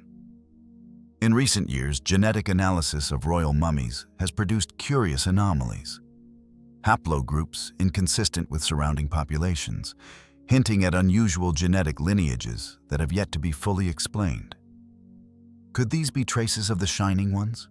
Or is the idea too tempting, too mythic, to rest on evidence? Whatever they were, the ancient Egyptians believed in them deeply. Temples were built in their honor. Kings traced their bloodlines to them. Rituals were performed to reactivate their presence. And each New Year's Day, as Sirius rose and the Nile began to swell, the people of Kemet turned their eyes to the heavens, awaiting the return, if only symbolically, of the first time. The time when light ruled the land. The time of the Shining Ones. If the Shining Ones reigned in Tepi, then echoes of their mystery ripple through the dynasties that followed. One such ripple surrounds a pharaoh whose reign ended not in triumph, but in mystery. A ruler who vanished without record, without tomb. A pharaoh lost to history. Let us follow the strange disappearance of Thutmose Thing's disappearance. The pharaohs of Egypt were many, and most left behind something. A tomb, a temple, a triumph. But Thutmose left a silence. He was the 4th ruler of Egypt's 18th dynasty, son of Thutmose I and a lesser wife, yet married to the powerful and ambitious Hatshepsut. His reign was short, between 13 and 14 years by most estimates, and oddly quiet for a ruler in the golden age of Egyptian empire. He is recorded to have led campaigns in Nubia and the Levant, but these were small. His inscriptions are few. His monuments seem unfinished. His memory half-shadowed. And then he vanished. No royal tomb, no confirmed burial site, no funerary temple to anchor his soul in the afterlife. In a land obsessed with eternity, Thutmose II's afterlife seems unmoored. The first mystery, his mummy. When the royal cache DB 320 was discovered at Deir el-Bahari in 1881, it revealed a hidden trove of pharaonic remains. Among them was a body labeled as Thutmose Saqqara, reburied by priests of the 21st dynasty who had sought to protect the dead from tomb robbers. But when scholars examined this mummy, they found a problem. The body was small, thin, and sickly. A man who appeared to have died young and in poor health. His chest had collapsed, his limbs were emaciated, and his face lacked the grandeur associated with the kings of Egypt. Could this truly be Thutmose II? If so, how could such a frail man have ruled an empire? And if not, who is buried in his place? This question has persisted for over a century. Some Egyptologists believe that Thutmose II was never fully in control of his kingdom, that Hatshepsut, his queen, was the real power behind the throne. After his death, she would go on to declare herself pharaoh, ruling for over 20 years and commissioning colossal temples and monuments. Was Thutmose II a puppet? A placeholder? Or was he removed? There is no conclusive evidence of murder. But there is absence. A striking lack of the usual funerary preparation. No great tomb in the Valley of the Kings, no confirmed burial chamber, no body other than the questionable mummy in the cache. Could he have died suddenly? Or could he have been erased? We know that later pharaohs often defaced or co-opted the monuments of their predecessors, especially when political legitimacy was fragile. Hatshepsut herself was erased from history by her stepson Thutmose III. Is it possible the same fate befell Thutmose II? Another theory proposes that his burial may have been rushed, perhaps due to illness or internal conflict, if he died unexpectedly. Plans for a tomb may have been incomplete, leading his remains to be hidden or misidentified. And then there's the matter of the Kv-20 tomb. This mysterious tomb in the Valley of the Kings is traditionally associated with both Hatshepsut and Thutmose I, but some scholars believe it may have originally been intended for Thutmose II. Its structure is unusual, its burials complex and confused. Might it have been adapted after his death?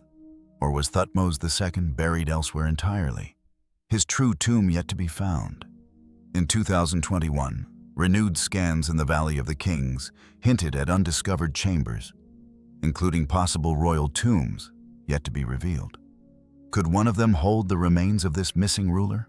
Meanwhile, the CT scan of the mummy believed to be Thutmose II reveals clues, but not certainty. His teeth were ground down, perhaps from disease. His spine was curved, his limbs thin. Researchers suggest he may have suffered from a wasting illness, possibly tuberculosis or a genetic condition. If true, this would explain the quiet of his reign, the briefness of his rule, and the weakness of his image. But it does not explain the lack of funerary preparation. Even ill or weak kings were embalmed with reverence. Their tombs were built, their names were preserved. So why not Thutmose II? One tantalizing clue lies in a fragment of inscription discovered at Karnak. It refers to Thutmose II as one who departed in silence. Some interpret this as poetic language. Others see it as literal, a pharaoh who was not mourned, not celebrated, not remembered, a ghost ruler. Still others speculate that Hatshepsut, in seizing the throne, may have suppressed his memory to elevate her own divine legitimacy. In this view, Thutmose II becomes a casualty of power, a forgotten husband, eclipsed by a queen who would become king, yet her monuments still invoke his name. Her legitimacy, after all, required him. She claimed to act on behalf of his son, Thutmose III. Her divine birth story, inscribed at Deir el-Bahari, makes no mention of his death, but rather positions her as the inevitable divine successor. This paradox of invocation and erasure deepens the mystery. Was Thutmose II honored or hidden? What did he know, and why was he silenced? In the great sweep of dynastic power, some rulers leave legacies of stone, others leave only shadows. Thutmose II left questions: a missing tomb, a body that may not be his, a reign half-whispered by the stones of Karnak, and the quiet suspicion that in the great pageant of Egyptian kingship, he was not meant to be remembered. But memory runs deeper than any tomb. Beneath the names of pharaohs lies the lore of those who came before. Myths speak of a first time, but what echoes remain from before recorded kings? What traces survive from a world before dynasties, before history, before even writing? We now descend into the half-lit cradle of Egypt's past, into the pre-dynastic mystery of Tepi. Tepi and pre-dynastic lore. Before Narmer united the two lands, before the first cartouche was carved, before the name Egypt ever echoed through stone halls, there was a silence, a time of darkness, not in ignorance, but in memory, a forgotten age, remembered only in fragments. The ancient Egyptians called it Tepi, the first time, But Tepi was not just the era of gods. It was also the origin point for all civilization. Pre-Dynastic Egypt, the age before history was written, yet deeply preserved in myth, symbol, and sacred geography. To explore this is to wander into the twilight between legend and archaeology. The Temple of Edfu, built in the Ptolemaic period but inscribed with much older material, offers one of the most vivid accounts. Its walls speak of a time when the gods came from the sky to a desolate land, battered by flood, chaos, and void. They established a primeval mound, a sacred island, from which they would rebuild the world. The Edfu texts call this the Island of the Egg, a sacred zone created after a cosmic catastrophe. Here, the gods erected the first temples, planted the first trees, and began the architectural language that would define Egypt for thousands of years. But these temples were later destroyed, swallowed by the earth, buried beneath the sands. The survivors of this first time, the Shemsu-Hor, or followers of Horus, passed down the plans. The temples we know today, the gods inscribed in granite, the rituals of kingship, these were reconstructions. In this version of history, pre-dynastic Egypt wasn't primitive. It was post-apocalyptic, a restoration project. Archaeological evidence lends curious support. At sites like Nabta Playa, deep in the Nubian desert and dating to 6,000–4,000 BCE, megalithic stone circles align with the rising of Sirius and the summer solstice, the very star the Egyptians later revered as Isis. This site predates Stonehenge and the pyramids by millennia. Its builders had astronomical knowledge. They tracked the heavens. They may have migrated north as the desert expanded, bringing their cosmology with them. Some believe these people became the foundation of Egyptian culture. The Naqada periods, c. 4000–3100 BCE, offer further clues. Here, in tombs and pottery, we see the rise of symbols that would later become core to Egyptian identity. The Ankh, the wasp scepter, the solar bark, and early versions of Horus falcon iconography. In this pre-literate age, power was expressed not through texts, but through images. Mythic forms preserved in clay, ivory, and slate. The famed Narmer palette, dating to around 3100 BCE, marks the unification of Upper and Lower Egypt. But its symbolism is already fully formed. Narmer wears both crowns. The falcon of Horus perches atop conquered land. The enemies kneel. The king towers. This suggests that the ideology of kingship and its divine associations were not invented overnight. They were inherited. From who? The records say little, but the names of these early kings, Scorpion, Ka, Iri-Hor, emerged like ghosts from the desert, engraved on tags and pots, buried in tombs that already anticipate the complexity of later dynasties. The Serek, the early version of the cartouche, appears here, framing the king's name with a palace facade and crowned by the Horus falcon. The implication is unmistakable. The king was already divine. The king was of Horus. Some scholars suggest that the Shemsu-Hor, the followers of Horus, were not gods, but pre-dynastic rulers, remembered through myth. Their reigns, listed on the Turin king list and Abydos king list, stretch back thousands of years before Menes. Mainstream interpretation treats these as symbolic or theological insertions. But what if they weren't? Sites like Göbekli Tepe in modern-day Turkey, dated to 9600 BCE, show that humans were capable of sophisticated stone architecture long before agriculture became widespread. If such knowledge could exist there, could it have once flourished along the Nile? The Edfu inscriptions mention a great flood, possibly a reference to post-Ice Age sea level rise around 11,000 years ago. This lines up with Plato's tale of Atlantis, a civilization destroyed around the same period. Egypt never spoke of Atlantis, but it spoke of Tepi.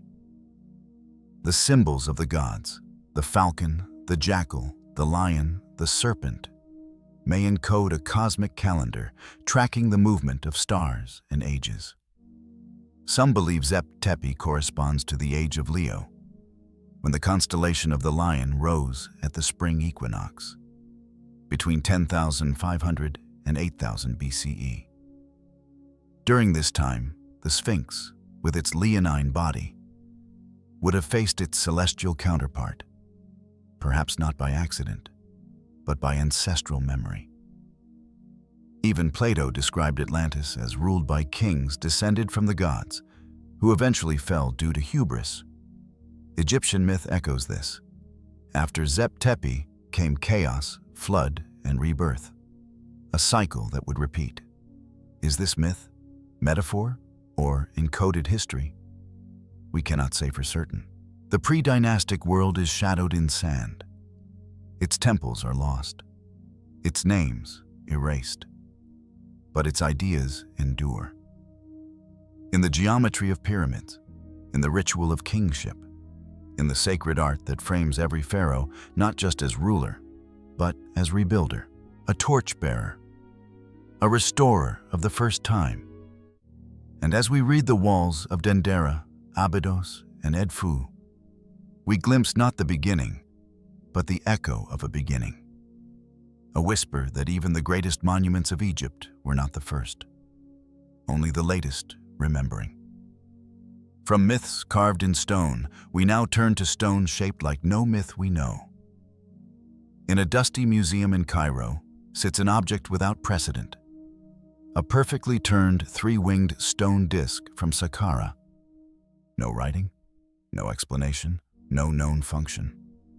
Let us turn our gaze to the enigmatic Schist disk, the Schist disk Enigma. In a quiet glass case, inside room 43 of the Cairo Museum, sits an artifact unlike any other in Egypt's long legacy of form and function. It is catalogued as Object 6347, but most know it by a name spoken with curiosity and confusion. The Schist disk.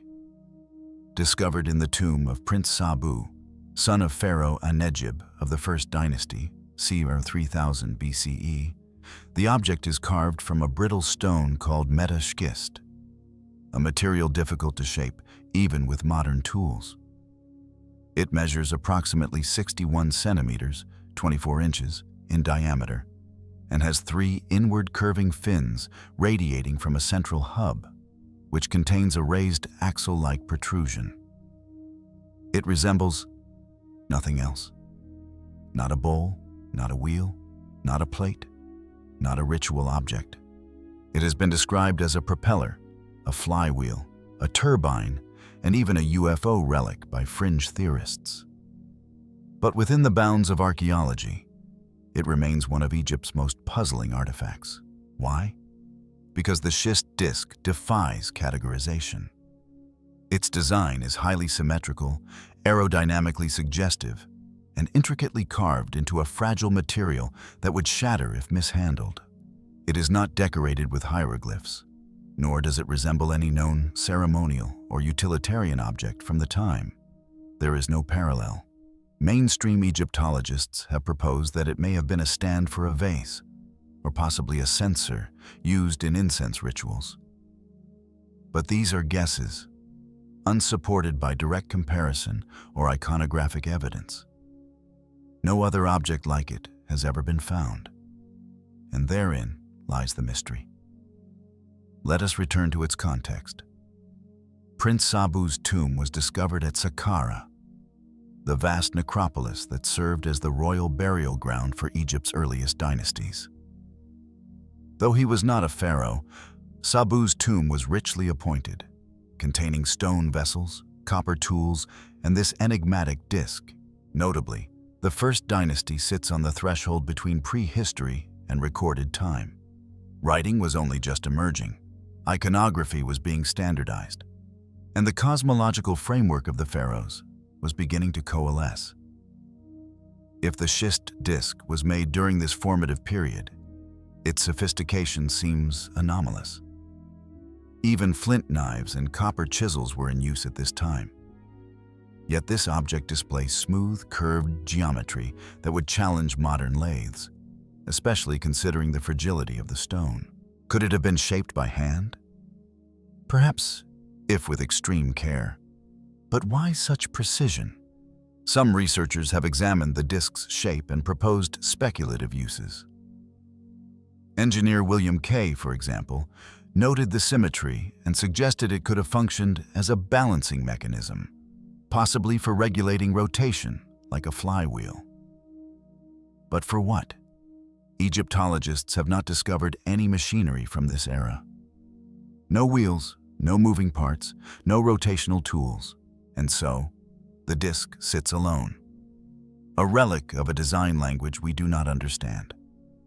A possibility rarely mentioned in academic circles is that the disk may represent symbolic technology, not a functioning machine, but an object representing cosmic motion.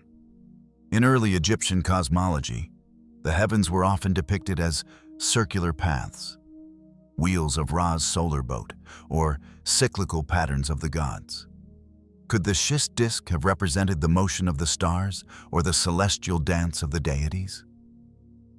In this interpretation, the three fins may correspond to triadic symbolism, perhaps the trinity of Osiris, Isis, and Horus, or the three seasons of the Nile calendar. But again, this is interpretive theory. There is no inscription, no mythic labeling, just form and silence. Some fringe researchers, like Eric von Daniken, have gone further, suggesting the schist disk is evidence of ancient lost technology, perhaps reverse-engineered from more advanced civilizations. The disk, in their view, resembles modern rotor components or gyroscopic devices. But these theories remain speculative, unsupported by surrounding artifacts. Still, the comparison reveals something interesting. Many modern engineers, on first sight, see functionality where Egyptologists see abstraction. Is this our bias, or a clue? Could the schist disk have belonged to a now lost tradition of toolmaking, one that vanished as dynastic Egypt standardized its aesthetic and religious forms? If so, why is there only one? Why have we found no fragments, no variations, no depictions in tomb art? Perhaps because it was already ancient when Sabu was buried. An heirloom relic, passed down from a time when knowledge was still oral and symbolism more fluid, or perhaps the schist disk wasn't intended for daily use at all. One final possibility. The disk is a ritual object from a mystery school, designed for sound, light, or symbolic motion in ceremonial settings. The inner hub, flanked by its winged fins, may have spun on a central pin, catching flickering torchlight and casting moving shadows, like a proto-kinetic sculpture. If so, the effect would have been entrancing, mesmeric, a symbol brought to life through motion. But we do not know. The disk is silent. No duplicate has been found at Abydos, at Giza, or in the Delta. Just one. An object too advanced for its time, too alone to be contextualized, too perfect to be dismissed. It remains, 5,000 years later, exactly as it was when lifted from Sabu's tomb, perfectly curved, mysteriously made, and still waiting. While the schist disk offers form without language, the ancient Egyptians also left behind the opposite. Language without form, etched into the darkest corners of pyramids. Carved into stone to outlast time, these inscriptions hide more than spells. They may hide codes, mathematical, astronomical, even metaphysical. Let us descend into the deep corridors of the pyramid texts and listen to what they truly say. The pyramid texts' hidden codes. Deep within the heart of ancient pyramids, sealed for millennia from sun and storm, lie the oldest religious texts in Egypt. Carved not on papyrus, but into stone walls, they are the pyramid texts. They do not narrate, they invoke.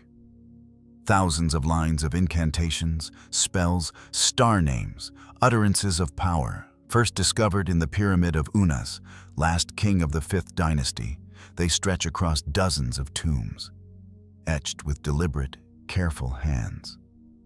On the surface, they seem like liturgies, but beneath the surface, some believe they hide something else, something encoded, something mathematical, astronomical, or metaphysical. Let us read slowly.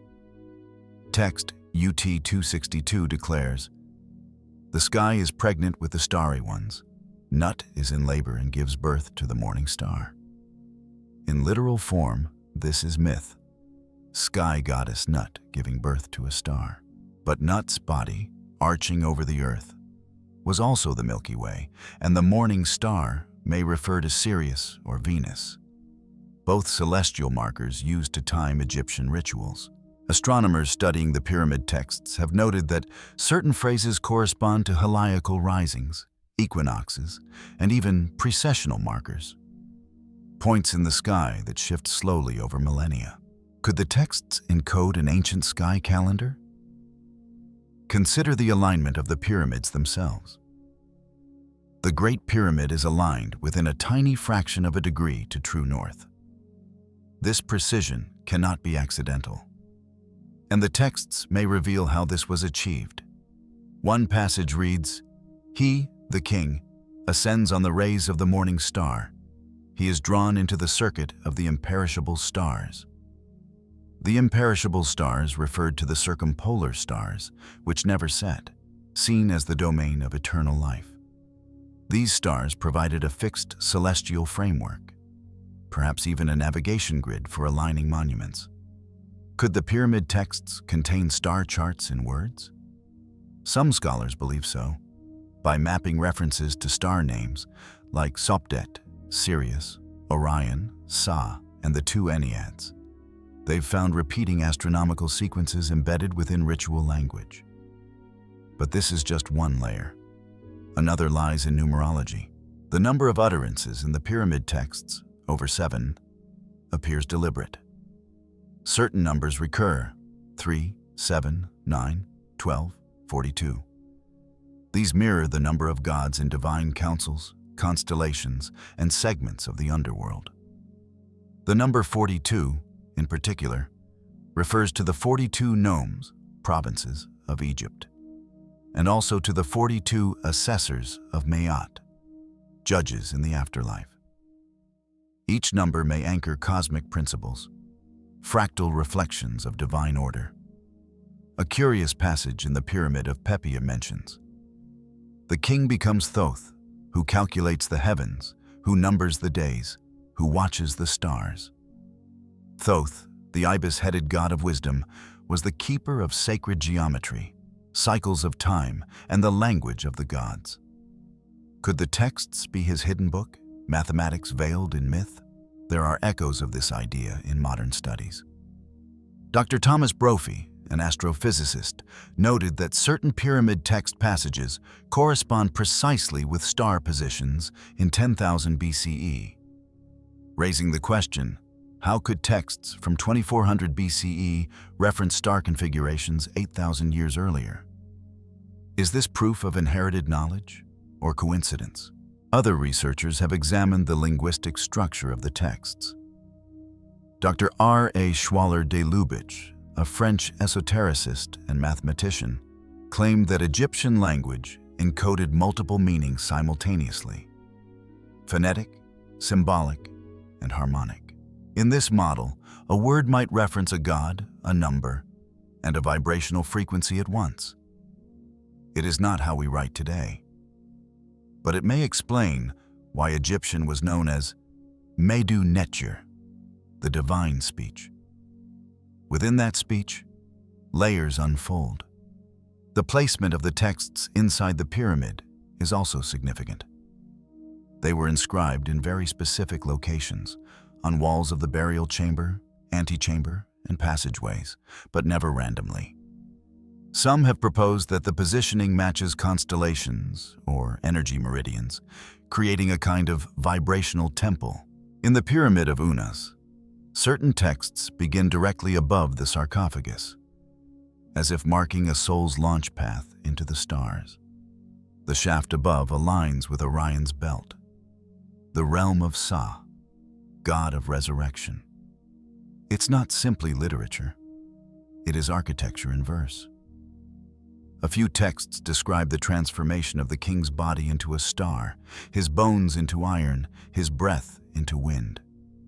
The king is a flame, moving ahead of the wind to the end of the sky and the end of the earth. Iron was rare in early Egypt, often meteorite-derived. Was this phrase poetic or a clue? We know Egyptians revered iron from the sky, called metal of heaven. The possibility that these texts refer to celestial origins, either of gods or of the soul, runs deep. Some researchers, like Edward Malkowski, believe the pyramid texts reflect a physics of consciousness, where sound, number, and divine will intersect to create reality. Words are not signs, they are seeds, said one priest of Heliopolis, recorded in a later text. Could the pyramid texts be technological spells, using resonance and rhythm to activate space? Sound engineers who have chanted inside the pyramids report unusual acoustic behavior, standing waves, harmonics that change depending on the pitch.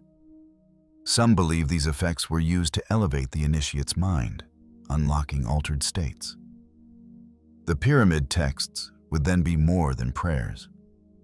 They'd be sonic algorithms. What is perhaps most striking is that they are carved, not written on scrolls, not painted on plaster, etched into limestone, letter by letter. It would have taken years. Why such labor? Unless these words were meant not only to be read, but to remain, to act, even across time. And they have. Thousands of years later, we still read them, still try to decode them, still ask, who wrote these? Where did they come from? How did they know? They do not answer directly, but they guide, as if speaking from a place before language, using words to hint at the inexpressible, the divine, the eternal, the coded cosmos. As we leave the sacred syllables of stone, we move to the silent language of flesh, the genetic code. Pharaohs were gods in form, but what did their blood reveal? In the age of modern science, we've opened the mummy's veins and found patterns no one expected. Let us open the scroll of the double helix and explore the DNA anomalies of Egypt's royal dead. Royal mummies' DNA. Anomalies beneath gold masks and linen wrappings, the pharaohs slept for thousands of years, sealed in silence, preserved in resin, protected by spells. They were once gods, masters of the two lands, avatars of Horus and Ra. But in recent decades, science has asked a quiet question: what was in their blood? With modern genetic tools, researchers have begun to peer into the DNA of ancient Egyptian royalty. The results were meant to clarify lineage, detect disease, and map migrations. But instead, they have opened new mysteries, especially within the enigmatic 18th dynasty. In 2010, a landmark study published in JAMA, Journal of the American Medical Association, presented DNA analyses of 11 royal mummies, including Tutankhamun, Akhenaten, Amenhotep III, and Tia. The goal was to establish familial relationships and determine the cause of Tutankhamun's death. But what they found raised more questions. First, Tutankhamun's lineage. The tests confirmed that his father was the mummy from tomb KV535, most likely Akhenaten, the heretic pharaoh who worshipped the Aten. His mother, surprisingly, was not Nefertiti, but an unnamed sister wife of Akhenaten, whose mummy was identified as the younger lady found in tomb KV-35. This confirmed long-rumored inbreeding, but it also revealed genetic damage. Tutankhamun suffered from bone disorders, a cleft palate, malaria, and possibly necrosis in his foot, all suggesting fragile health, likely exacerbated by generations of close relative unions.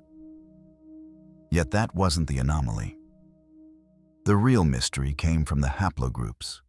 Haplogroups are genetic clusters used to trace ancestral origins through mitochondrial DNA, mtDNA, and Y chromosomes. According to leaked analysis, never officially published by Egyptian authorities, the male lineage of Tutankhamun appears to belong to haplogroup R1b1a2, now R1b-M269. This group is common in Western Europe, particularly among populations of Iberia, France, and Britain, where it constitutes up to 70% of the male population. In Egypt today, it is found in less than 1% of men. How did a pharaoh of ancient Egypt carry a European haplogroup? The Egyptian government, after early publicity, ceased further disclosures. Requests for raw data were denied. Official explanations focused on avoiding misinterpretation and protecting national identity. But the question lingers. Was this an error? Contamination? Or a clue? If Tutankhamun and his ancestors carried foreign genetic markers, it challenges assumptions about royal bloodlines. The 18th dynasty rose in Thebes during the height of Egyptian power. They built Karnak and Luxor, conquered Nubia, and expanded trade into the Levant. But could they have foreign roots? One theory suggests that royal lineages may have had Anatolian or Caucasian origins, possibly linked to earlier Hyksos influence or even older Neolithic migrations that brought agriculture into the Nile Valley. Another theory posits an elite ruling caste, distinct from the general population, perhaps even preserved through controlled intermarriage for thousands of years. The mitochondrial DNA, mtDNA, also showed curious variation. The mother of Tutankhamun, known only as the younger lady, had a haplotype that remains poorly matched with modern Egyptian samples. It has few exact parallels, hinting at a now vanished maternal lineage. Some researchers have suggested these findings point to a ghost population, a group no longer represented in modern genomes, perhaps wiped out or assimilated over millennia. Then there is Yuya, the grandfather of Akhenaten, buried in the Valley of the Kings with his wife Chuyu. His facial features, narrow, almost Caucasoid in early descriptions, led some 19th century scholars to speculate on his foreign origin. His mummy, unusually well preserved, has no known noble Egyptian lineage, yet his daughter became Queen Tiye, and his grandson a pharaoh. Could Yuya's bloodline have introduced unique genetic traits? Possibly. What makes these anomalies more provocative is their consistency within the royal line, suggesting not isolated outsiders, but a self-contained genetic group, carefully maintained. Even more fascinating are the cases of elongated skulls found in the Amarna mummies, especially those attributed to Akhenaten and his daughters. While often explained as artistic stylization, the actual remains show mild cranial elongation, leading some to speculate about congenital conditions or even deliberate cranial binding. But again, no consensus exists. Some researchers invoke Marfan syndrome, a genetic disorder affecting connective tissue, which can explain elongated features and certain health problems. Others suspect familial epilepsy, possibly linked to religious visions that inspired Akhenaten's monotheism. And then there are fringe interpretations, that these anomalies reflect a hybrid bloodline, perhaps linked to the mythical Shining Ones of Tepi, that the royal family preserved knowledge, symbols, and even genetics from a lost ancestral group revered as divine. No solid evidence supports such theories, but they persist because the data remains fragmentary, restricted, and partially suppressed. Even today, full genetic profiles of the royal mummies are unavailable to the public. The Egyptian Supreme Council of Antiquities has tightly controlled access. Some suggest this is to protect national narratives. Others point to deeper uncertainties.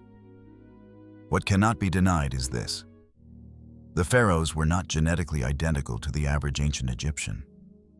Their DNA reflects selective ancestry, possibly foreign, possibly rare. Their conditions, congenital deformities, mysterious deaths, and unusual remains suggest a fragile, insular elite, and perhaps a fading bloodline. By the end of the New Kingdom, dynastic continuity collapsed. Foreign rulers came, bloodlines blurred, tombs were robbed, mummies displaced, and the great names of Egypt passed into legend. But their bones remain. And inside those bones is a story still untold. Written not in hieroglyphs, but in nucleotides, passed not through temples, but through time. Waiting. As the pharaohs slept beneath the stars, the temples watched the sky. Their walls were calendars, their ceilings celestial maps. Among them, one temple shines brighter than the rest, where zodiac beasts twirl above stone pillars and cosmic secrets gleam in silence. Let us now walk into the Temple of Hathor at Dendera and gaze at the heavens as the ancients once did. Temple of Hathor Astronomy. Beneath the warm stone skies of Dendera, on the west bank of the Nile, lies one of Egypt's most enigmatic temples, dedicated to Hathor, goddess of joy, fertility, love, and the stars. It is a place where time folds inward, where mythology, medicine, and astronomy merge into sacred geometry. But what draws the gaze upward here is not the statues or reliefs. It is the ceiling, a celestial fresco that has puzzled and enchanted stargazers for centuries. This is the astronomical ceiling of the Temple of Hathor. Carved and painted in exquisite detail, it depicts zodiac signs, constellations, planetary deities, and celestial boats ferrying stars across the firmament. The most famous portion, the Dendera zodiac, was once housed here in a circular stone disc, now relocated to the Louvre Museum. At first glance, it seems Greco-Roman, and indeed, scholars date the ceiling to the Ptolemaic period, circa 50 BCE. The presence of signs like Libra, Aries, and Sagittarius shows influence from Babylonian and Hellenistic astronomy. But beneath the Greek names are deep Egyptian roots. Because this ceiling was not an import, it was an integration. It united pharaonic sky lore with imported systems, forming a cosmic mirror of time and divinity. Let us look more closely. In the central circular zodiac, we see familiar animals: a bull, a scorpion, a ram, a lion. These are constellations, but they are also divine symbols. The lion represents Sekhmet, the ram Amun, the bull Apis. Around them move planets, shown as gods in boats. Jupiter sails beside Horus. Venus is carried by Isis. The moon is crowned, the sun lion-headed. Each celestial body is personified, transformed into myth. It's not astronomy as we know it. It is cosmic theology. The ceiling records heliacal risings, eclipses, and conjunctions, events used by priests to time rituals. For example, the rising of Sirius, Sopdet, marked the start of the Egyptian year and the coming of the Nile flood. That single star governed planting, coronations, and festivals of rebirth. But the deeper mystery is in the layout. Scholars like Juan Belmonte and Rolf Krauss have suggested that the Temple of Hathor was aligned with specific star paths. The axis of the temple may point toward the rising of Canopus. a bright southern star associated with Osiris. The interior chambers are layered like cosmic nesting dolls, moving from day-lit courts to star-covered sanctuaries, culminating in the ceiling itself.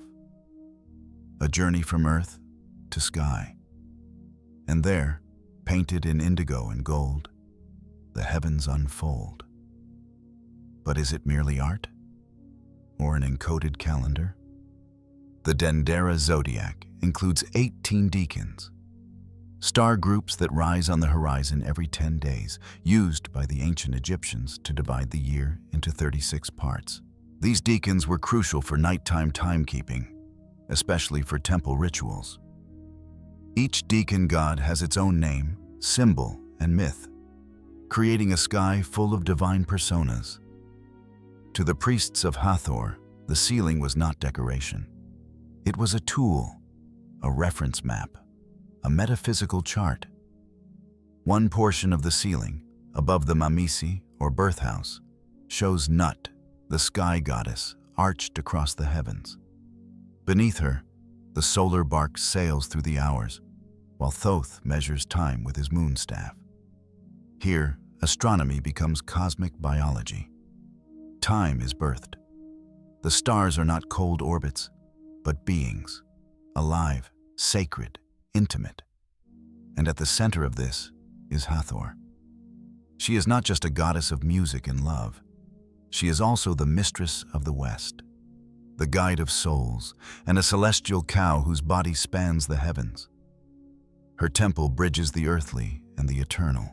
Inscriptions refer to her as she who embraces the sun disk. And her priests were not merely singers, but sky readers, keeping time with chance and calculation. Curiously, even the ceiling vaults of the temple echo the curve of Nut's body, suggesting that the architecture itself is a microcosm of the cosmos. To stand inside is to enter a living map of the sky. Some scholars, like Adrian Gilbert, propose that the Dendera ceiling encodes eclipses and even long-term precessional cycles, which would require knowledge of axial wobble thousands of years before it was recognized by Western astronomers. Others point to alignments with solar zeniths, solstices, and planetary cycles, a form of celestial programming that regulated both festival and fate. Even the 7 Hathors, often depicted together, may correspond to the 7 classical planets, or the 7 visible stars of the Pleiades, a cluster long associated with death, rebirth, and divine wisdom. What makes this ceiling more mysterious is that it emerged suddenly. There are few surviving examples of earlier Egyptian zodiacal systems. Where did this knowledge come from? Was it preserved in oral priestly traditions, only later committed to stone? Was it inspired by contact with Babylonian astronomers? Or was it a re-expression of something far older, perhaps rooted in prehistoric star lore, now veiled in syncretism? The Temple of Hathor, in this view, becomes not a culmination, but a remembrance, a monument to memory, a ceiling that does not merely reflect the heavens, but invites the soul to ascend into them. From stars painted in stone, we return now to earth, yet not to rest. Beneath the sands of the Fayum region, south of Cairo, lie traces of something immense. Not temples, not tombs, but structures, mysterious, buried, and possibly older than any known city. Let us walk into the hidden geometry of the Fayum Depression. Fayum's hidden structures, west of the Nile, where the green gives way to ochre and silence, lies the Fayum Depression, a region of quiet lakes, fertile crescents, and ancient secrets whispered by the wind. It's not where most expect to find Egypt's deepest mysteries, but it should be, because beneath its sands and lake beds may lie traces of a lost chapter in Egyptian civilization, one older, deeper, and still unexcavated. Known today for its Roman-era portrait mummies, the Fayum was long dismissed by Egyptologists as a provincial zone. But modern satellite imaging, ground-penetrating radar, and rare excavations have revealed hints of buried structures, too geometrically consistent to be natural. What are they? We don't yet know. Some believe them to be subterranean walls, plazas, or even foundation grids for cities long swallowed by flood and silt. The region has always been rich. Its centerpiece, Lake Moeris, was once a vast inland sea, sustained by artificial canals stretching from the Nile. The most famous, the Bar Yusuf, is believed to date back to the Middle Kingdom. But some accounts suggest it was older still, perhaps engineered during the reign of Amenemhat III or earlier. This king, known for his obsession with order and water, also built the Labyrinth of Hawara nearby, a massive temple complex described by ancient writers like Herodotus, who claimed it contained 3,000 chambers. The labyrinth has vanished beneath the ground. Could similar megastructures lie hidden throughout the Fayum? In 2008, a team of researchers using satellite mapping techniques identified regular rectangular anomalies just south of Lake Moeris, in grid-like patterns resembling urban planning. They are aligned with cardinal directions.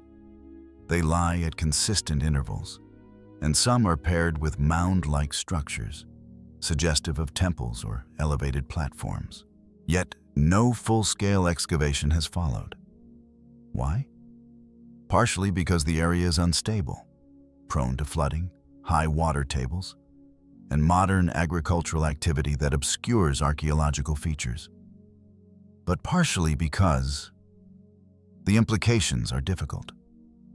If large-scale, geometrically designed sites exist under the Fayum, it would suggest a level of urban complexity far earlier than expected, perhaps even pre-dynastic. Some theorists, citing the nearby presence of the Hawara labyrinth, believe these may be extensions of a forgotten ceremonial district, connected by subterranean canals, chambers, and storage complexes. Theories range from granary networks, tied to the biblical Joseph narrative, to ritual storage vaults for divine records and scrolls. Others go further. The Temple of Sobek at Crocodilopolis, modern Medinet el Fayum, was dedicated to the crocodile god who ruled these waters. Local legends, preserved through generations, speak of sunken halls and the chamber of the water mirrors, a phrase later associated with reflective ceilings and divination. Could oral memory preserve a truth lost to erosion? Even more compelling is the alignment of certain grid sites with astronomical positions, including the rising of Sirius and the setting of Orion during ancient flood cycles. This has led some researchers to propose that the Fayum once functioned not only as an agricultural heartland, but as an observatory complex, tuned to the cycles of time, water, and stars. And yet, nothing is confirmed. The sand keeps its silence. One site in particular draws attention: Qasr el-Saga, a remote structure north of Lake Moeris. Built of massive, megalithic blocks, the temple appears to be unfinished or uninscribed, with no carvings, no dedications, and no clear purpose. It is unlike other temples from its supposed period. Some speculate it may be much older, a relic of an earlier construction style, perhaps even from a proto-dynastic era or before. Its blocks are irregular, but expertly fitted. Its orientation is precise, yet no records mention its function. Even seasoned Egyptologists have called it an anomaly. As archaeologist Flinders Petrie noted in his 19th century surveys, the Fayum is a place where something once stood, now erased, but not quite gone. So we are left with fragments, grids beneath the soil, walls half swallowed, temples without names, and canals so old their origins blur into myth. One day, deeper excavation may reveal the full extent of Fayum's hidden geometry. But until then, the region remains a mirror of time, reflecting only what we dare to imagine. A vanished city? A ritual landscape? A forgotten age of engineers and dreamers? Or all three? As the land yields its lines and grids, we now turn to the most enduring face in Egypt and ask a question older than empire. Did it always look this way? Or was the Sphinx, like memory itself, carved again and again and again? We now gaze into the weathered visage of the great Sphinx and wonder, whose face truly stares back? The original face of the Sphinx. In the desert of Giza, at the threshold of dawn, the great Sphinx sits, weathered, silent, eternal. But its silence raises a question more enduring than stone. Whose face is this? The official narrative holds that the Sphinx was built during the reign of Pharaoh Khafra of the 4th dynasty, around 2500 BCE. Its face, then, is assumed to be his, a monument to a living god.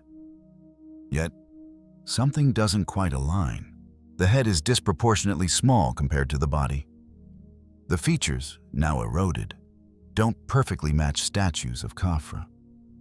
And geological evidence, artistic inconsistencies, and historical absences all whisper the same possibility. The face we see today was not the original. Let us begin with the body. The Sphinx's core is carved directly from the bedrock of the Giza Plateau. Around it lies a deep trench, hewn into the limestone. This style of subtractive architecture is unique. There is no record of other Egyptian statues being carved in this way, on this scale. The monument is enormous, 73 meters long, 20 meters high. But the head? Only a fraction of that scale. It appears out of proportion, almost an afterthought. Some Egyptologists dismiss this as stylistic choice, but others suggest a more radical idea, that the Sphinx's head was recarved at a later time from something much larger. In this theory, the Sphinx originally bore a different face, perhaps of a lion or another deity, and was reshaped during the Old Kingdom to reflect a pharaoh's visage. Support for this idea comes from erosion patterns. Geologist Dr. Robert Schoch studied the Sphinx enclosure walls and concluded that the rounded weathering on the body could only have been caused by prolonged water erosion from rainfall, not wind. Yet Giza hasn't seen such rainfall since 5000 BCE. That's millennia before Khafra. His critics argue this evidence is inconclusive. But Schoch's findings triggered new questions. If the body is that old, the face might not be. Even the dream stela of Pharaoh Thutmose IV, erected between the paws of the Sphinx in the 1400s BCE, refers to the statue as already ancient, buried in sand, a relic of earlier times. It does not name the builder, nor does the inventory stela discovered at the Temple of Isis nearby. Though its authenticity is debated, it describes the Sphinx as existing before Khufu, Khafra's father. If the Sphinx predates Khafra, who carved it? And what did it originally look like? Many scholars believe the Sphinx began as a lion, a symbol of strength and solar power. This matches the Leo alignment theory, which notes that around 10,500 BCE, the Sphinx would have faced the constellation Leo at sunrise during the spring equinox. That alignment is exact. Too exact for coincidence? Perhaps. If the Sphinx once bore a lion's face, its recarving would have shrunk the head. Over time, erosion would soften the lines, making facial identification difficult. This leads us to another debate. Does the current face really resemble Khafra? Statues of Khafra, such as the famous diorite-seated figure housed in the Cairo Museum, show a strong jaw, symmetrical features, and specific proportions. When compared side by side, some experts, including forensic artists, have concluded that the Sphinx's face does not match. Dr. Frank Domingo, a forensic specialist for the NYPD, conducted detailed measurements and concluded the two profiles diverge in jawline, lips, and facial width. Others claim a closer match to Jedefre, Khafre's brother. Still others see no conclusive resemblance at all. The Sphinx's missing nose adds to the difficulty. Though long blamed on Napoleon's soldiers, sketches made before Napoleon's arrival show the nose already gone. Some suggest it was destroyed by iconoclasts, possibly in the Mamluk era, targeting what they saw as pagan imagery. Ironically, the damaged face makes analysis both harder and more tempting. Speculative theories abound. Some propose that the original Sphinx was carved during the time of Tepi, the first time, representing the lion-bodied guardian of divine memory. In this mythic lens, the Sphinx is not just a statue, but a sentinel of knowledge buried beneath the paws. Others believe the head may once have depicted a female deity, perhaps Hathor or Tefnut, and was later altered to fit a male ruler's face. Even the Sphinx temples nearby raise questions. Constructed from the same limestone blocks quarried around the Sphinx, they use megalithic slabs, some weighing over 100 tons, placed with incredible precision. Why such scale, such effort, for a statue whose builder's name is unmentioned? Why no inscriptions on the Sphinx itself? Why no definitive record? Egyptian art was famously repetitive and declarative. Pharaohs labeled everything. Yet the Sphinx is silent. No cartouche, no title, just stone. If it had been recarved, that silence makes sense. The original identity may have been erased, replaced. What remains is a palimpsest, a face overwritten, a body from one era, a head from another, a guardian of time, whose true visage may never be seen again. The Sphinx watches the horizon. But beyond the bend of the Nile, deep in the scorched rock of Theban hills, lies a valley still yielding secrets. Despite over 2 centuries of excavation, tombs remain sealed. Paths remain hidden. We now descend into the mysteries of the Valley of the Kings, and the tombs still undiscovered. Undiscovered tombs in the Valley of the Kings, on the west bank of the Nile, where the golden light of dusk burns into limestone cliffs, lies the Valley of the Kings.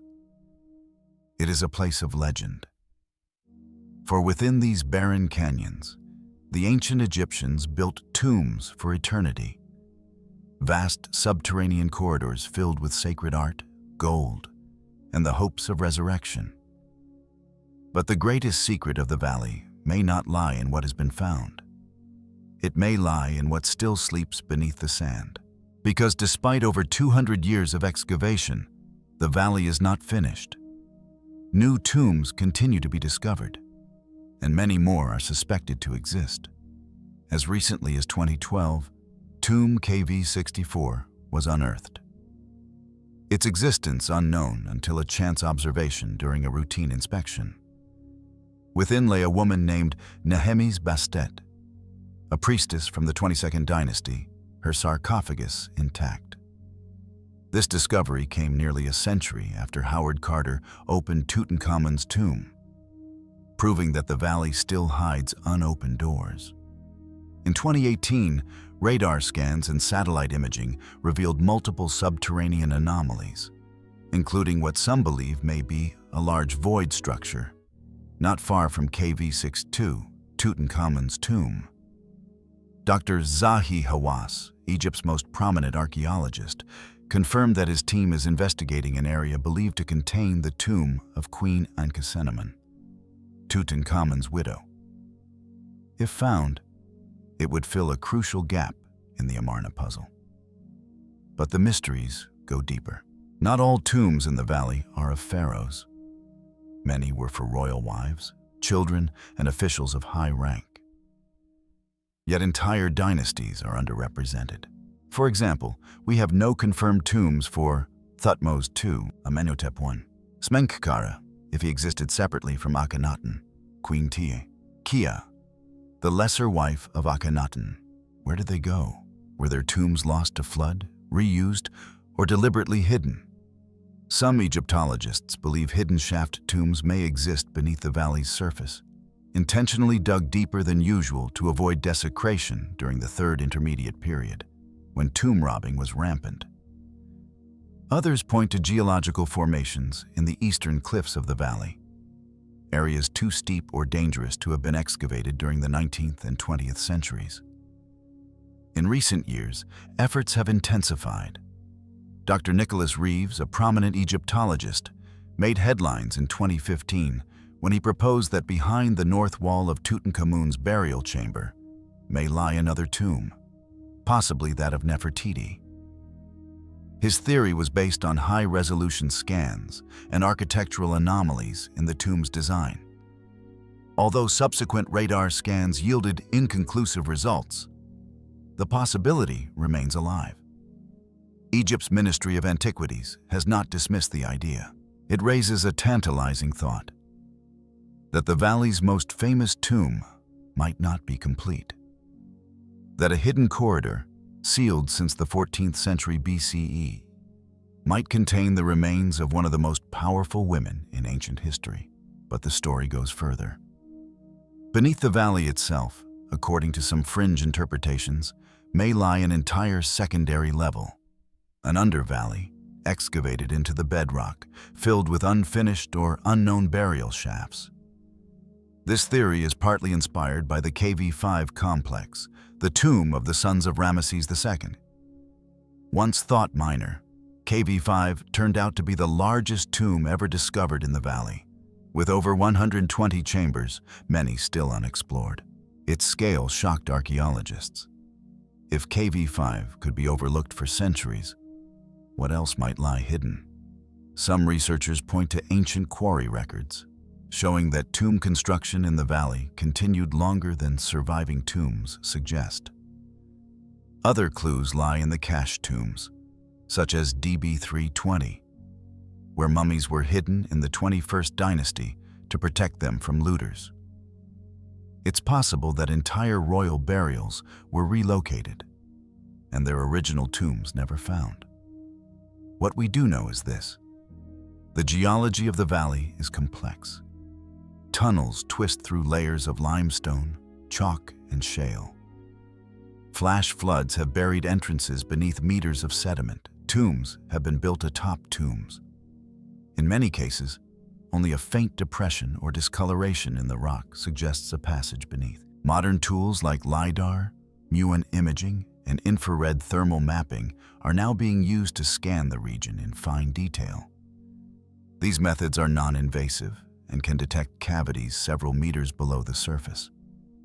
And what they're finding are voids. Unexplained cavities. Echoes of chambers that may yet hold royal secrets, funerary treasures, or simply names long forgotten. In Egyptian belief, to speak the name of the dead is to make them live again. Perhaps in the coming years, names lost to time will rise once more, carried on the breath of excavation. Until then, the valley sleeps. Its tombs wait. Its secrets whisper only to stone. The tombs were painted with color, vivid, lasting, unreal. Among these hues, one stood apart, a blue so brilliant, so enduring, that modern scientists still study it today. A pigment, born in fire, that contains properties no other color can claim.